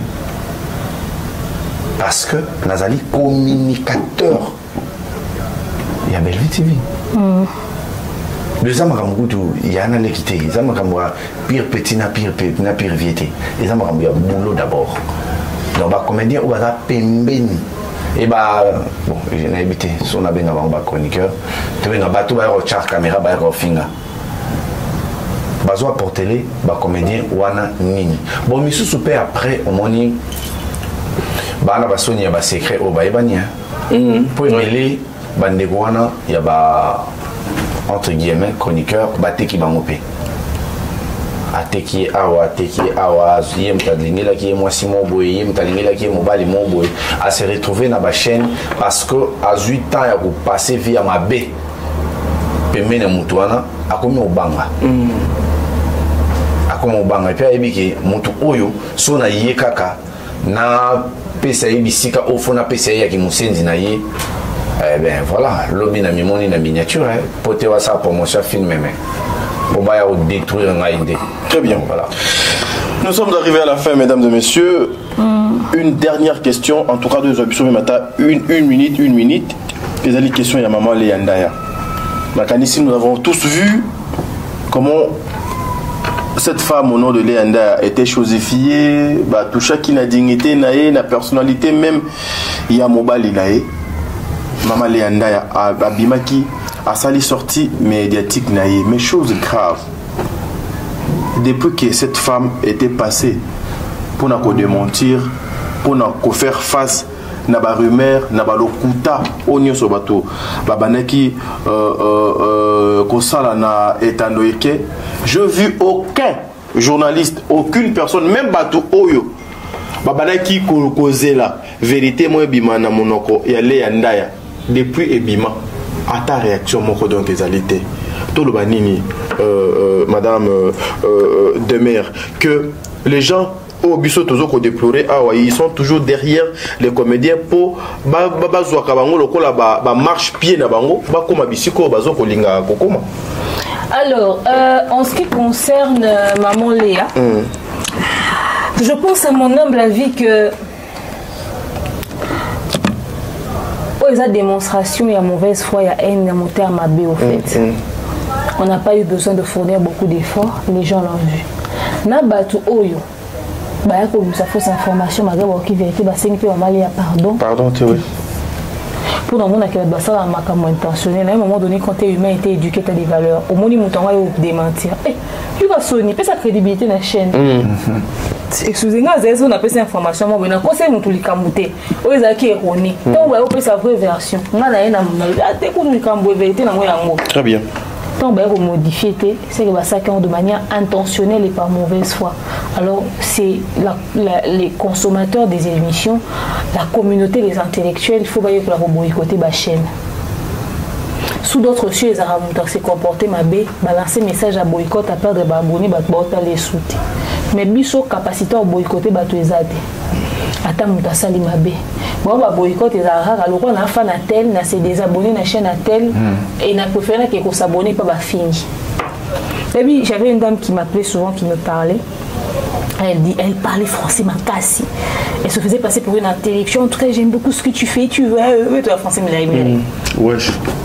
Alors un jour, en tout cas, moi je t'apprécie beaucoup. J'aimais ce que je faisais, je te trouvais réfléchir intelligente. Mais en tout cas, ta manière de parler de Silla, franchement, ça m'a dégoûté. Je pense que je te sourierai plus. Je vais carrément te bloquer sur mon téléphone. Merci, madame. Tu te dis intellectuel, intelligent et réfléchi, et tu me balances ça. Ça dit la pourriture qui parle d'elle là, tu vois pas. Merci, au revoir. Oh non, mais à un moment donné, ça commence à faire de trop. Même si tu commençais par dire à la poubelle qui pue à côté d'elle là, qu'elle s'en est de trop, qu'ils arrêtent leur stupidité là, qu'ils arrêtent leur petite folie là, ça aurait été mieux. Je pense que tu n'aimais pas mon intelligence. Je pense que ce que je disais allait dans le sens de tes sentiments et des émotions. Alors comme ton fanatisme est plus élevé que ton conscient intellectuel, vas-y. J'ai dit non. Ton fanatisme est au-dessus de ton conscient intellectuel. Après Koloba sur les comédiens, les hommes sont l'autre salara bisognos. Mais ça dépend si il y a coin au bisoto exploitaka. Parce que là, tout le monde sur comédien belé, autant qui au énuméré Geisho, au énuméré Omar, Bobo Manoka. Mais on était professionnels. On n'a pas trouvé d'intérêt. Il y a une aussi dans la vie privée et on se limite là. Mais on dirait Oyo va présenter à ces pays na moté. Il y a fois l'on cadre wana professionnel à Bakissa Moussousou. Donc vie privée Oyo est intéressé et vous apporter et le côté na théâtre donc il va apporter absolument rien du tout. Il y a ces pays qu'on a moni bien bisika oloba. Azagina le andaya ole andaya ibisaki ki nako ofanda na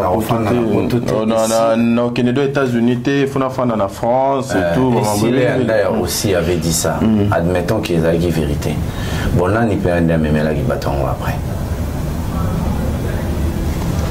Là ni peut andaya même là bâton après. Après le collègue comédien peut faut baïba. Qu'est-ce qu'il faut ni ni singeli oloba ya muninga ni ni singeli olobate. Pour battre la majorité va na poto. Donc faut monter à temps à simba téléphone naie et puis à vérifier ceux qui azali connecté toi azali na méga pour kablinga bato musika pour appeler ça sango au baxelo côté. Après responsabilité on n'aura pas comédien. Attitude na bango envers batoana et vous avez bien parce que tout le monde a dit de comme sous comment on peut ça vaninga kofinga. De comment ça vaninga. Moi 2-3 jours. Comment on peut ça vaninga kofinga. Après va essayer chanase. Donc tant va pégisio va yozo peut ça kofinga va essayer chanase. Et là c'est ni le tigre va finga na bango. Chanase de yamona. Explication yamona. Donc voilà. Voilà, mesdames et messieurs, nous sommes arrivés à la fin de notre émission. En tout cas, comprenez, je me sens tellement cassé. Mais les hommes ça la biso tozoa droit nabino devoir na donc devoir nabiso yako informer bino na makambo ndenge esengeli. T'as dit ngala pas je continue justement il y a aussi la musala dans le souci toujours de vous informer, mesdames et messieurs. Nous sommes arrivés à la fin de cette émission. À la présentation, c'était t'as dit ngala pas. J'avais reçu Dieu merci Mondirba et madame Demer. Mais en conclusion, on a bien été boué. Les artistes, nous avons besoin de travailler, de faire ça, Moussala. To commenter la scène, to critiquer Moussala, Et le critique Nabiso, botala ngoka na lisu ya mabete et permettre bino bo avancer. Nous voulons assez que le secteur théâtral de notre pays est kende liboso. Et que kende liboso ndengenin na matongité, nous voulons des têtes bien faites et non des têtes pleines.